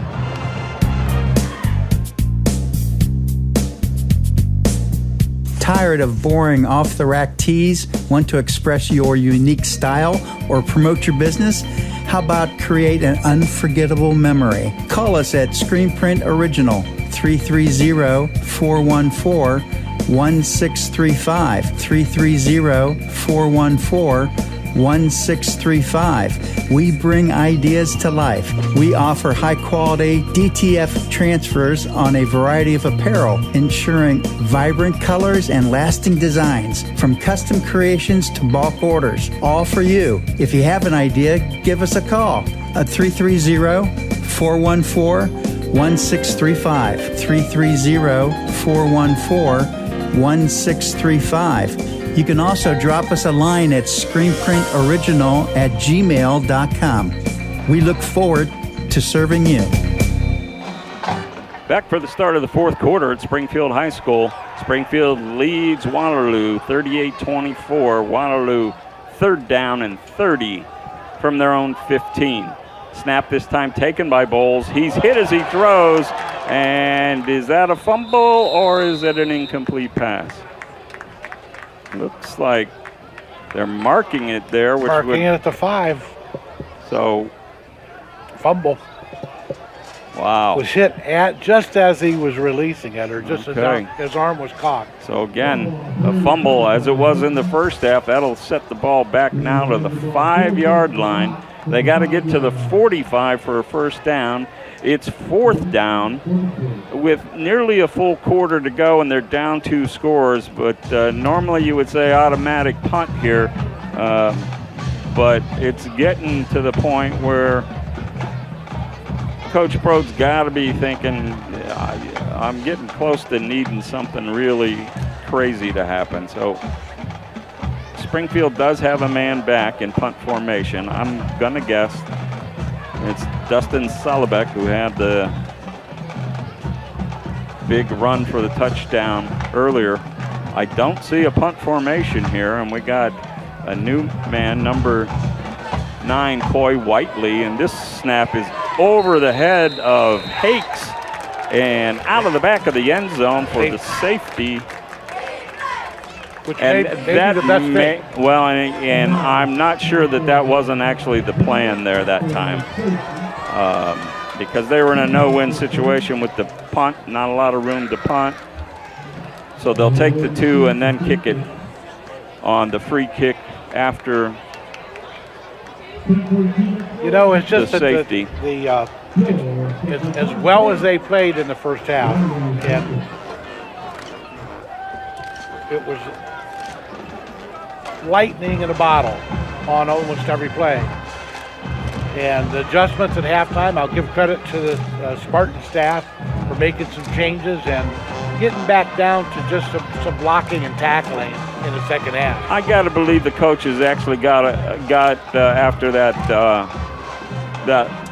front line on both sides of the ball, really, but especially on defense at halftime, because it's been a different ball game. They started to assert themselves in the second quarter for sure, but we're still giving up some big plays. And here in the second half, they've been dominant, and anything can happen. It's still just a 2-score game, but 2 scores in 2 two-point conversions. So Waterloo is in position now. They need something big to happen for them. They'll have the free kick from the 20, and it looks like they're gonna not punt it, which is free kick. Most teams will punt it in this situation, but it looks like he's going to kick it off. And is that our regular kicker? Yes, it is. Okay, so it's Lopez Garcia. Nico, see if he's got something up his sleeve here. He approaches. He does kick it deep. Ball's going to come down at about the 32. Picked up by Springfield, number 21. He's breaking to the near side. He's beating guys. He's across the 45 into Waterloo territory. That's Kevion Spooney with the return. So Spooney with a nice run back. Ran to daylight, got out of bounds. I'm going to mark him, looks like at about the 44-yard line. So Springfield can maybe put this thing away with if they can get in the end zone on this possession. I know we got a bit of time left, but it looks like the Vikings are starting to run out of gas. And probably starting to is probably the wrong word. They've definitely run out of some gas. But see if they've got a little extra in the tank, can make something happen. They still have those athletes on the field. And we got a whistle, and what do we have? Timeout for Waterloo. So I don't know if they. I think it's a good opportunity to give your rest your horses a bit, so to speak. Yeah, absolutely. In coaching basketball, my brothers are all coaches, and one of the best lessons I learned from them was, sometimes a timeout that isn't about strategy is still a great timeout. Sometimes your team is starting to get gassed, and a little bit of time to think about things and catch some air and some water can be all they need. Kids have played their hearts out this evening, that's for sure. And there's 10 minutes to go. They put up 24 points, and in spite of the errant snaps from center, I don't pretend I know how to coach, but I would think I would go to move my quarterback under the center, though. Yeah, it's certainly, and I know that changes what they can run, but it's definitely been the difference in the ball game. Keller takes the snap, hands to Thurston up the middle. Again, another 8-9 yards from Thurston straight up the gut as Springfield's interior line starts blowing holes. He picks up 9. It's 2nd and 1. Now they're going to move it back a bit, so we'll call it 2nd and 2. Nico Garcia with that tackle. He's played a very good game. How about that kid? He's not the biggest guy in the world, but he's playing like it tonight. He's been on the field every play except when he got hurt. Yeah. Keller barking out signals, hands off to Thurston up the middle again. He cuts to the far side this time, up to about the 31 where he's taken down. Let Dominic Haroff with another tackle. He is racking up the tackles. Unfortunately, he's beginning to rack them up as his team's getting pushed backwards. It's a first down on the carry. Ball marked at the 31. Springfield leading by 16 with 9:36 remaining in the game. Coming to the near side for Springfield, it's Ty Smith and Dustin Sabelek. Keller with Thurston in the backfield. Takes a snap, hands to Thurston. This time he's bottled up and going to be for no gain, maybe a short loss. A host of tacklers in there for Waterloo. Looked like Brady Hakes was the main guy, got there first. A tackle for no loss, 2nd and 10. Hunter Mangus, defensive line, lined up over top of Elijah Maynor. Elijah just, I don't know if you noticed, reached over and shook his hand. That young man, number 52, has played his heart out, and he's outweighed by probably 100 pounds. Wow, yeah. Didn't see that, but I'm glad you noticed. There's a pass from Keller to Tarnowski on the near side. He's going down the sideline. He's at 10-5. He's near the goal line, and it looks like they're going to mark him out at about the 2-yard line. The flag on the play. Isaac Tarnowski with the catch, and what do we got?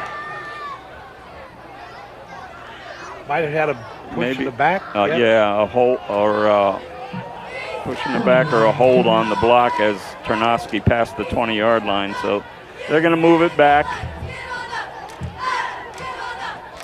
Takes away a nice big gain for Tarnowski, who had the touchdown early in the game.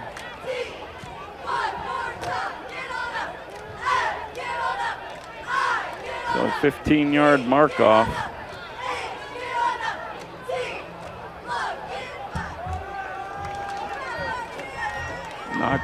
sure what the call was there, if it was personal foul. Would have thought that would have been a 10-yarder. At any rate, Springfield now 2nd down and 14 from the Waterloo 35-yard line. Keller takes a low snap this time and decides to run up the middle. He's got some blockers. He breaks away inside the 25, thrown down at about the 23, and here comes another flag. And I broke one of the main rules in broadcasting, Randy. You've never mentioned the lack of flags until the game's over. Oh, yeah, you did. You did it. Yeah, here they come, baby. Here they come. Somebody on the field. I think there is a midnight curfew, so somebody make sure we know about that on the field. Another guy down, another leg. Not sure if it's cramps or if it's a knee. Looking like cramps. Yep. Number 65, pulling guard Sailor McLaughlin, has played a whale of a game. Okay, we have a personal foul there against Springfield. Not sure what happened, but that's going to negate another sizable pickup. So we're going to march back the other way again. There's some things to build on for both of these squads as this game is going on. You've seen that, and again, the short-handed Waterloo with 6 or 8 really very athletic young men on the field, and fix those snap issues, concentrate on the things that you did good. The 9th grade quarterback has played an outstanding game, and not only has he been shown great leadership on the field, but he's scrambled and played very well, played his heart out. And you've mentioned it a couple times this evening that the big line that Springfield has, and this is something that the Spartans probably haven't had in these down years, is a large dominant line on both sides of the line. And an experienced one too. These are guys who are by and large all playing last year, were Letterman last year. And then to your point, Randy, you look across the field and there you go, count them up. 6 uniformed players on the sidelines for Waterloo. Okay, so that tells me there's 17 guys in uniform. I don't care how talented you are at the skilled spots. You know, it's hard to win a game in the trenches. Let's say Waterloo's even bigger than they are. You're still going to wear down with that few. So I know Nate Brode knows this, and I know he's going to fix it. But you got to get more kids out, and that's nearly impossible for the first-year coach. Although I'll say this, you know, Ben Lawley's done a great job here at Springfield. They got a nice, sizable backup unit on their sidelines to keep guys fresh. They've got almost 50 young men with red jerseys on them. Yeah, so we're still waiting for, it looks like one of the receivers down for Springfield. You have a small community like Waterloo, though. You don't have a whole lot to draw from. Right. And you really depend on all of the boys in 9 through 12. My goodness, it's Maynard who was down again, who got hurt in the first half and came back, and it looks like the same leg from the first half. We were just mentioning that nice gesture that he's had. Right, and you'd hate to see that. I hope he's able to be okay for next week's game, because he is a leader on their line, and they definitely need him. His injury was similar in the first half. Yeah, exactly. Like an intensive cramp that he just couldn't shake off. So hopefully that's what it is again. We just pray it is at least. So a 15-yard penalty negates the 13-yard pickup. So we've got 2nd and about 17 or 18. Keller in the backfield, takes the snap, pulls it down, but gets hit in the backfield and going to be tackled for a loss, and here comes another flag. Might have been face mask. Yeah. Let's see. Back judge with the flag and the call here.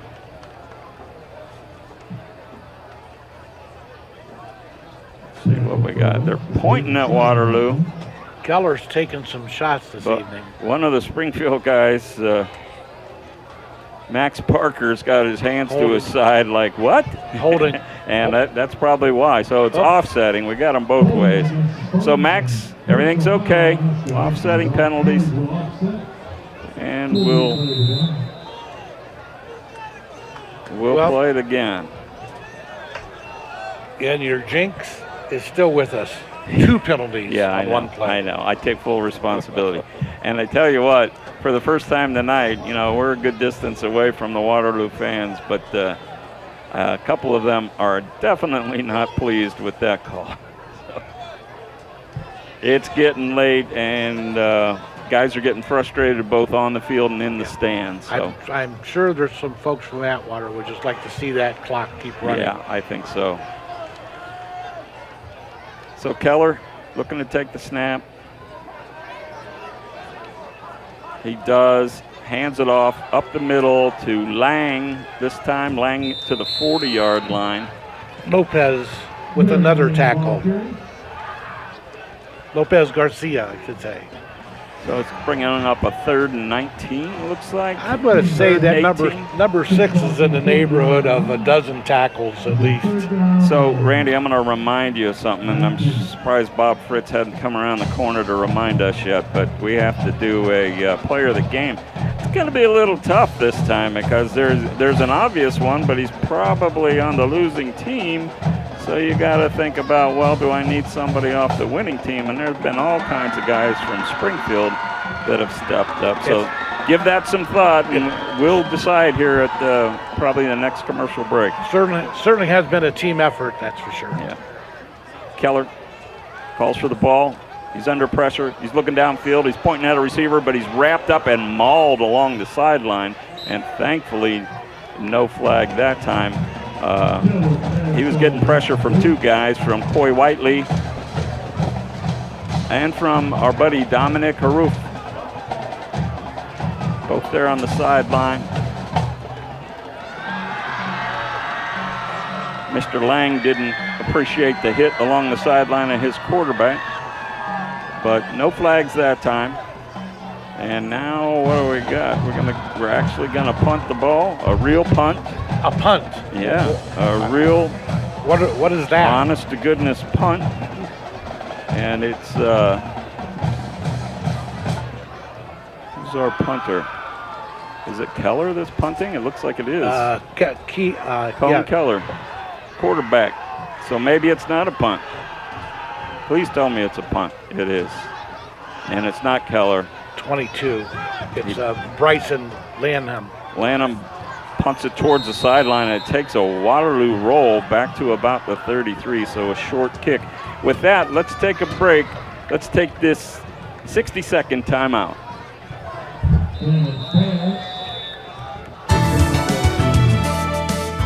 Curious about Rotary? Come see what we're all about. Port Summit Rotary meets weekly with a mix of fun, friendship, and service. You'll find welcoming people, meaningful projects, and maybe even your new passion. Your first lunch is on us. Visit portsummitrotary.org and stop in. We'd love to meet you.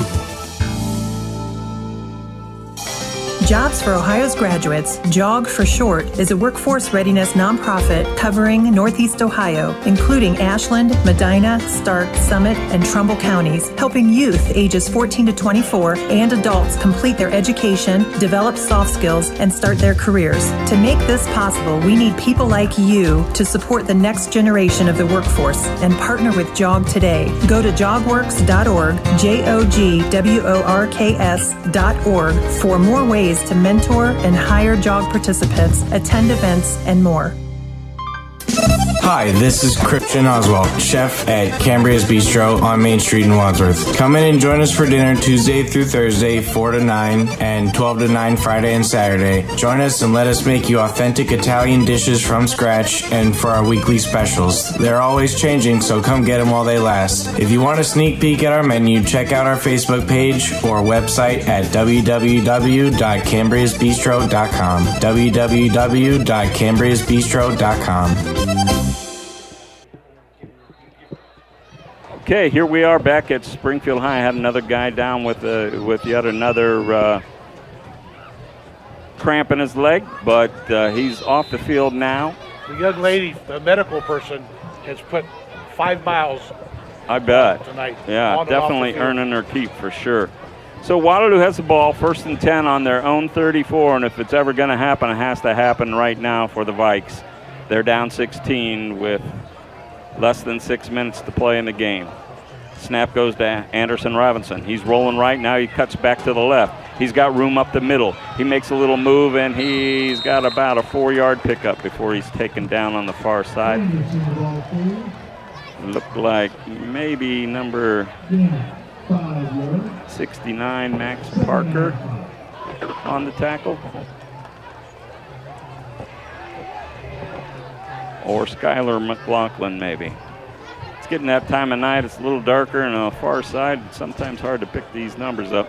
At any rate, a pickup of 5, 2nd down 5. Robinson seemed to have a little more pep in his step that time. And if it's going to happen, it's got to happen now. Anderson Robinson at quarterback, empty backfield, spread offense, and a little bit of movement, but no flag, thankfully. Robinson scrambling in the backfield, coming to the near side. He's got pursuit, but he beats that. He's crossed midfield. He's got the 1st down and out of bounds at the 48. Nice job by Anderson Robinson. Big play. They got to keep stopping the clock, which he did that time. Picked up the 1st down.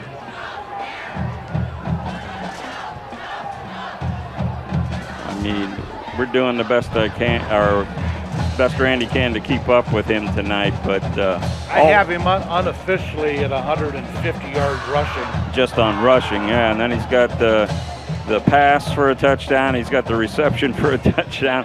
All-purpose yards, he's off the charts tonight for sure.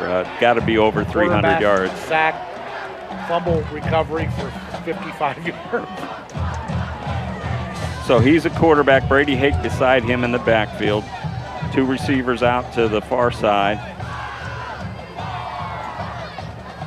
Whiteley to the near side, lining up in a back position, kind of moving, no call. Pass over the middle, batted down nicely by number 6 for Springfield. That's Marty Thurston doing it on both sides of the ball for the Spartans.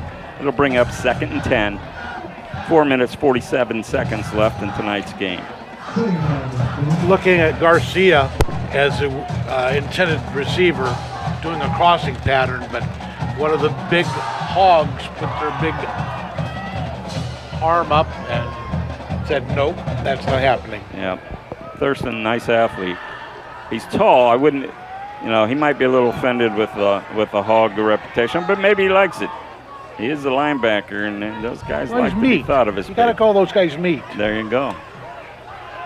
So back at quarterback is Anderson Robinson. He takes the snap, looks left, now sprints out left, got room to run. He's going to take it up the middle, cuts back up the middle to now to the left side, far side. He's got room. He's inside the 10 to the 5 and into the end zone. There's our man. And I see you pointing, 47 yards. Okay. I thought you were pointing to a flag, and I was going to have a conniption, I think. So, Keyshawn Anderson Robinson with an amazing night tonight.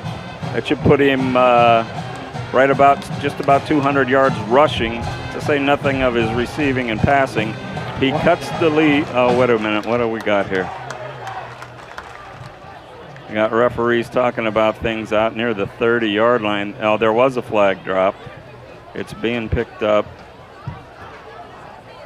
I'm telling you, we're not getting a lot of favors from our ref in terms of signaling up what the call is. So there was either no call or it went against the Spartans. At any rate, it is a touchdown.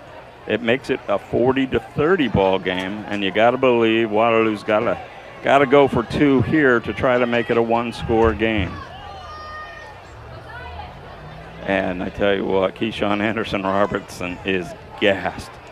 That poor guy can barely stand up, and yet he's going to be quarterback, and they're going to move it to the far side hash at the request of Coach Brode. And I got to guess that's to give. What do we got now? We got Anderson Robinson coming off the field. No, he's coming over to Coach Brode to get the play. And I'm surprised that the huddle clock's not running. So apparently they've got time to get the play called. Here we go. Now the clock starts. So here we go. The Waterloo Vikings need this 2-point conversion. Anderson Robinson looks like he's going to go under center this time. Brady Hake in the backfield behind him. Here he comes, coming to the near side. He's got some room to run. He's in right near the goal line, and he's in for the 2-point conversion. And here we go. We've got time. It's a one-score game. Springfield leads Waterloo 40-32 on the 2-point conversion. Let's take this timeout to hear from the stable. Horse racing is a great sport, and now you can have a horse in the race. Own a little and love it a lot. Thestable.ca is an award-winning horse ownership experience. Purchase as little as 1% of a racehorse and pay a set monthly fee. No surprises, modest investment, low risk, and completely accessible and transparent operations. Thestable.ca offers a unique, engaging racehorse ownership experience and features great customer service and consistent updates about your horse. Our innovative video production team tracks your horse's training progress, and clients are encouraged to visit the horses at any time. Thestable.ca is right for harness racing, and if you want to have a horse in the race, it's right for you too. For more information about The Stable, email Anthony at thestable.ca or call 519-400-4263. So here we are, just when we thought things were wrapping up and Springfield was going to put one in the books. Our man, Keyshawn Anderson Robinson, I'll be saying that name in my sleep tonight, with another huge play. What do we have that one at, Randy? A 47-yard run? 47 yards from scrimmage, a lot of scrambling from the quarterback position. He's done it all tonight, fans, and if you get a chance, if you're a Waterloo supporter or a supporter of another Mahoning Valley team, you got to get out and see this guy play. He can do it all, literally can do it all. So the Vikings are back in the game. They trail by 8, so they're going to need a touchdown and a 2-point conversion, and first and foremost, they're going to need the ball back without Springfield scoring. So what do you think, Randy? Robinson unofficially is approaching 400 all-purpose yards. Unbelievable. So here's the kick. It is a little pooch-type kick down to the 20 and a fair catch by Springfield. A little surprised at that because there was all kinds of room for... I'm sure he was following Coach's orders. Yeah, for Marcus Lewis. I don't know if Coach had a feeling that they were going to have that kind of room to run, though. I think he easily could have got another 10 yards before anybody would have got to him and taken a knee. But they're playing it safe, and I certainly understand that. Springfield up by 8. They want no turnovers, so they're going to take the ball right at the 20-yard line, 1st and 10. And Waterloo's got to dig down deep and come up with a big defensive stop or a turnover here to have a chance to pull this one out. Been a great game right from the start here from Springfield High School. Ron Whitmer and Randy Lipscomb calling the action here on Fifth Dimension Radio. Cone Keller in the backfield at the quarterback spot for the Spartans. Takes the ball, fakes a handoff, throws it out into the flats to Ternosky again on the sideline. Can't break the tackle that time, but he does pick up the first down out to the 35. Isaac Tomowski, sophomore, 6'1", 190, nice size, tight end. Chase Garrison had a nice block out in front of him. Might have been a little early on the block. The ball may have still been in the air, but if it was, he got away with it. And Ternosky with another big play for the Spartans. Kind of a low-risk pass there. You know, that's what Coach Wally's looking for. Not a lot of risk here. Handoff Up the middle to Lang.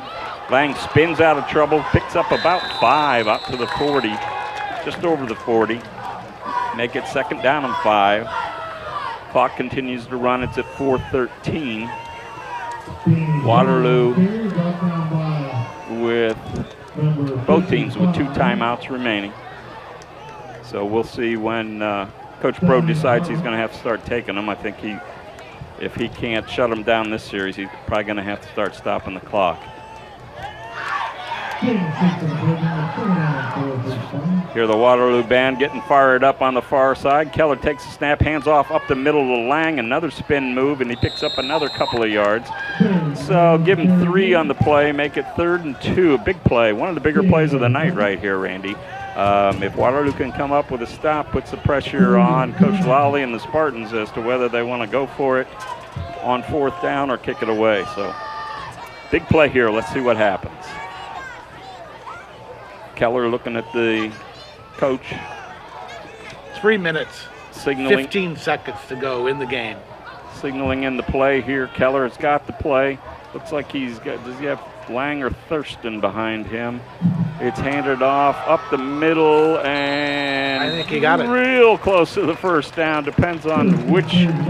Okay, the near side linesman is saying 1st down, so they're going to mark it right at the 1st down marker. Well, I tell you what, where the official put the ball down, it is not a 1st down. And if I'm Coach Brode, I want him to measure that. He is. He's in the ear of the official there. The marker they didn't get a very favorable spot. The spot was good, but where they placed the ball wasn't where the spot was. The marker was beyond the 45-yard line, and the ball sits on the 45-yard line. So at any rate, they're going to call it a 1st down, and Springfield now can come close to running out the clock here. They're going to probably keep the ball on the ground is my guess. Keller barking out signals, hands off to Thurston up the middle. Another solid, powerful run by Thurston. Got about 9 on the 1st down carry. And with be under 2 minutes here by the time they snap it again, and I assume they'll take all the time they can. About time for Waterloo to start thinking about taking some timeouts here to preserve some clock. Well, Springfield is going almost strictly with Lang and Thurston alternating and tailback. Yeah, here in the 2nd half, Thurston with his power and that big offensive line, he's getting 10 yards a pop pretty much, 9-10 yards a pop going right up the middle. Thurston's 200 pounds. He's a good-sized running back. Keller takes a snap, hands to Thurston again, up the middle, give him another 7 or 8 yards and another 1st down. They'll stop the clock and a timeout from Waterloo. So Waterloo has just 1 timeout left.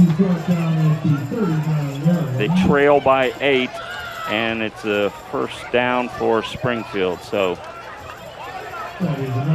now, this is what makes a good program, Ron, is you pin your ears back, put your offensive linemen, and no mistakes. Right. No jumping off sides, no fumbles. You just grind it out. Yep, absolutely. And if you get the 4th down, if you don't pick up another 1st down, you just kick the ball down near the end zone and force Waterloo to go the length of the field with a few seconds left. So we'll see what happens here. I want to remind you to stay tuned for the post-game show. We'll have our player of the game announcement. Boy, I should be in bed by now, and I think we had a great crowd here to start, and then a lot of them are hanging in there, but it's been a fun game to watch. It's almost 10:15, so it's been a long one. With all the cramps. Yeah, absolutely. And you know, that's a great point, Randy. I wonder, and I got to believe that many of the other games in the area tonight were probably having very similar problems. You had a long, hard summer preparing for the season. You got a break of a couple of cool days, and then here we are tonight. I'm not boiling hot, but very humid. So the guys are sweating like crazy out there, and they're losing a lot of fluids. So I'm going to guess here, but we probably had at least, 6-7 stoppages for cramps alone, maybe more. It's amazing when you look at Waterloo. Those young men have been on the field the entire game. My hat's off. Regardless of what happens here, either way, what a performance by that team of young men. So here we go. First down, 10 for Springfield. They want to protect the ball here. Keller gets the snap, hands it to Thurston up the middle. There he goes for another 7 or 8. And the last time out for Waterloo is taken. I think now they got to be thinking get the ball back. Let's take a quick time out here and hear from our friends at Cambria, who will be sponsoring our post-game show.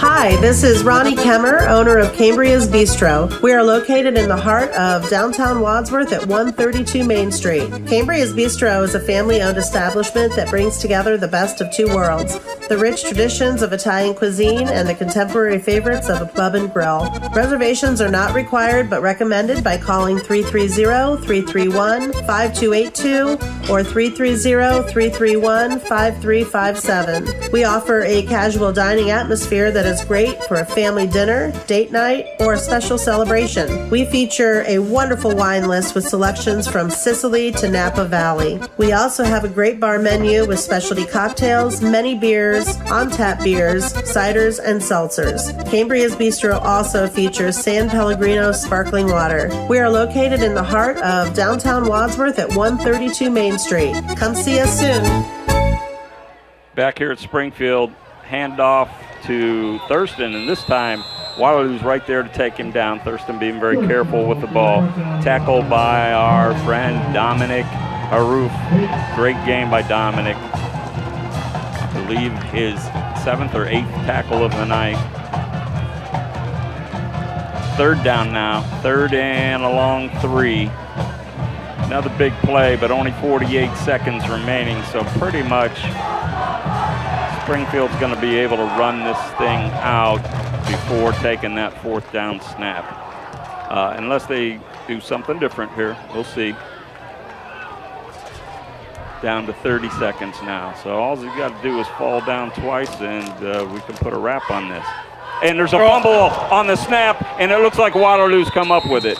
Who's on the ball down there? Maybe Springfield got on it. Springfield got on it. Trevor Durham, I think, number 1 did. Oh, boy. There's a game saver right there.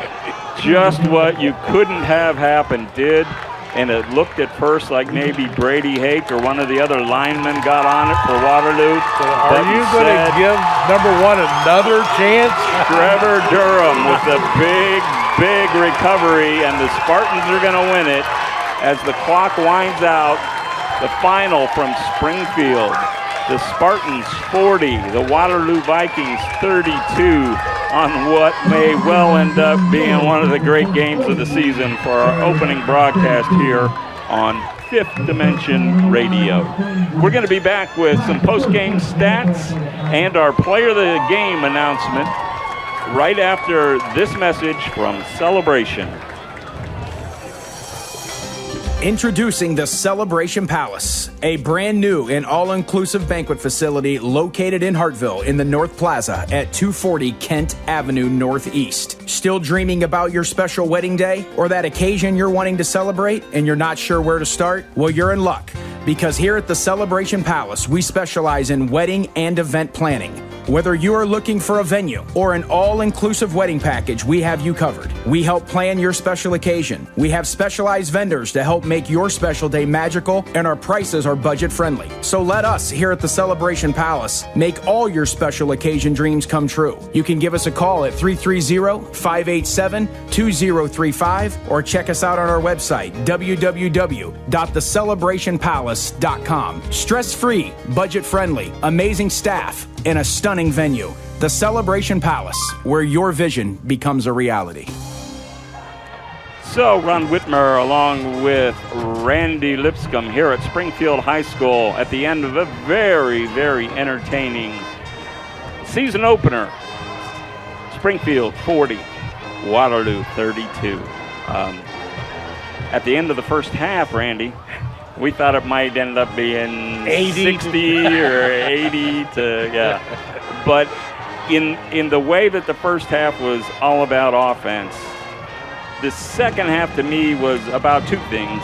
Defense for sure, but also just some physical mistakes that really cost the Waterloo Vikings. And yet they still hung in there and absolutely still had a chance if they get on that last fumble.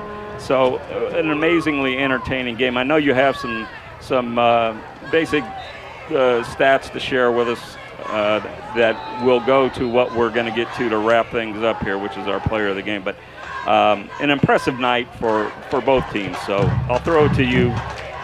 Cody Bowles, the 9th grade quarterback from Waterloo, and I was very, very impressed with that young man. A 9th grader,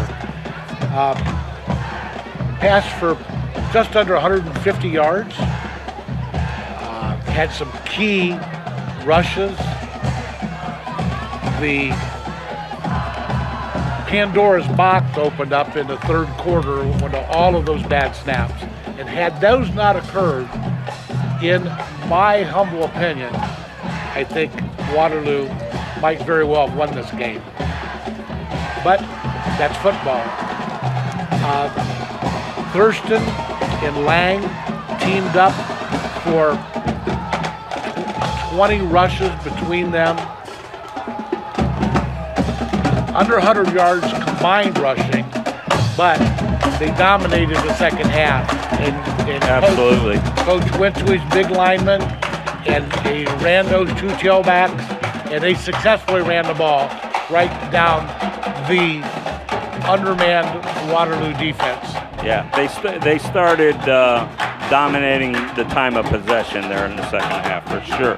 Keyshawn Anderson Robinson, I had him with 47-yard rush at the third quarter, a 70-yard pass reception, a 55-yard sack and fumble recovery for a touchdown, and rushed for 196 yards and totaled nearly 400 yards in total offense or total gains, and was just the dominant player by far on the football field.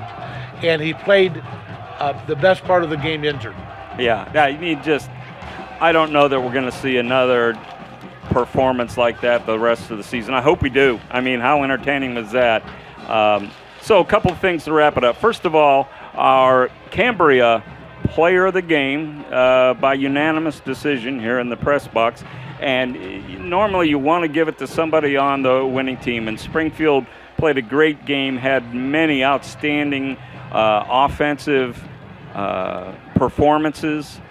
And I think that was the issue. They had so many that it was hard to pick one. I would have picked an offensive lineman if it came down to it. As a unit even. Yeah, we only have one T-shirt and one gift card. But it's a beautiful player of the game T-shirt and $25 gift card that will go to tonight's Game 1 player of the game from Waterloo High School, Keyshawn. Come on, we've been saying it all night. Keyshawn Anderson Thank Robinson. you. Yes, the three-name man. The three-name man with the four-name kicker. Keyshawn Anderson Robinson is our player of the game for all of those stats that he racked up. He had a passing touchdown. He had a rushing touchdown.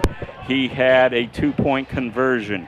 He had a fumble recovery for a touchdown, and he had a receiving touchdown. 5 different scores from one player in a losing effort. So that tells you how good of a team effort the Springfield Spartans had tonight. And a 2-point conversion. Yeah. So Coach Lawley, a lot to look forward to.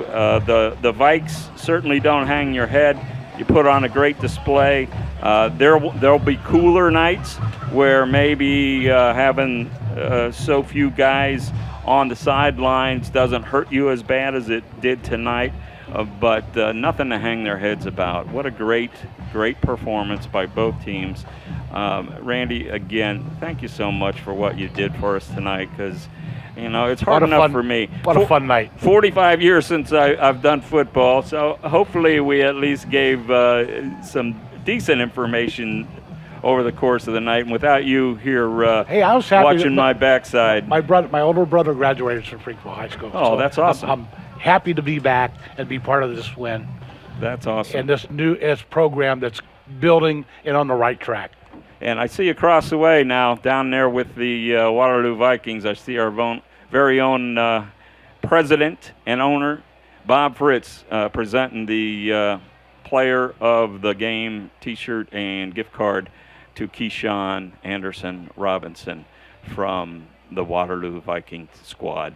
I want to thank Shelly Monachino and all the staff here at Springfield High School. We got I think we got all of our spots before our closing one out of the way. Special thanks to Bob Felmley, who makes this all look better than it otherwise would. Bob, he's on the other side of the wall. Here's one benefit of tonight. Bob didn't have to look at me all night long, and I bet you he's thinking, boy, if it could only be this way every game.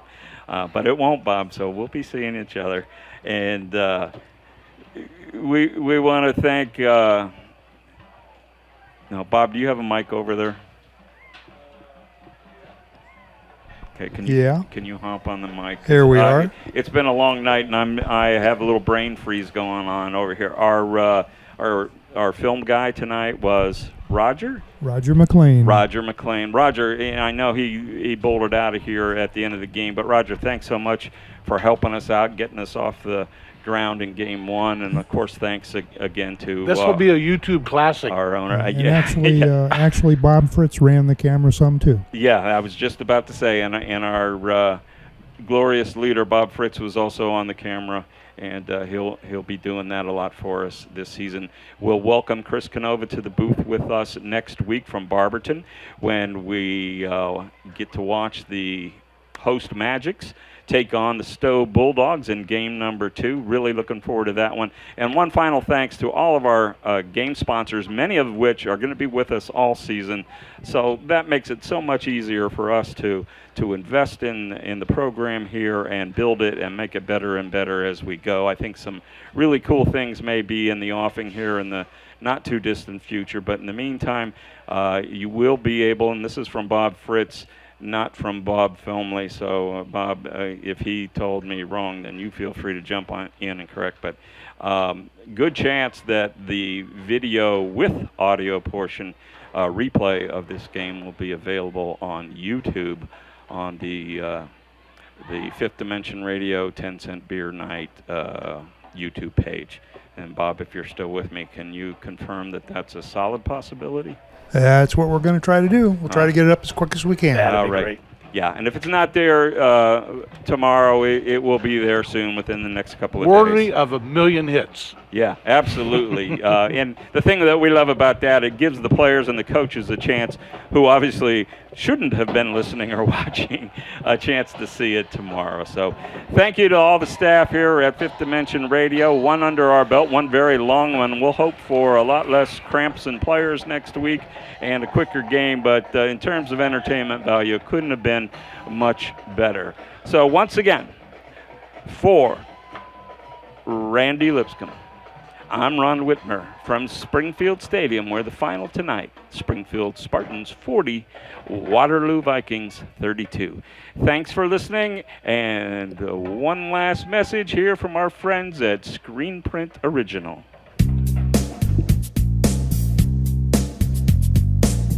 Tired of boring off-the-rack tees? Want to express your unique style or promote your business? How about create an unforgettable memory? Call us at Screen Print Original, 330-414-1635, 330-414-1635. We bring ideas to life. We offer high-quality DTF transfers on a variety of apparel, ensuring vibrant colors and lasting designs, from custom creations to bulk orders, all for you. If you have an idea, give us a call at 330-414-1635, 330-414-1635. You can also drop us a line at screenprintoriginal@gmail.com. We look forward to serving you.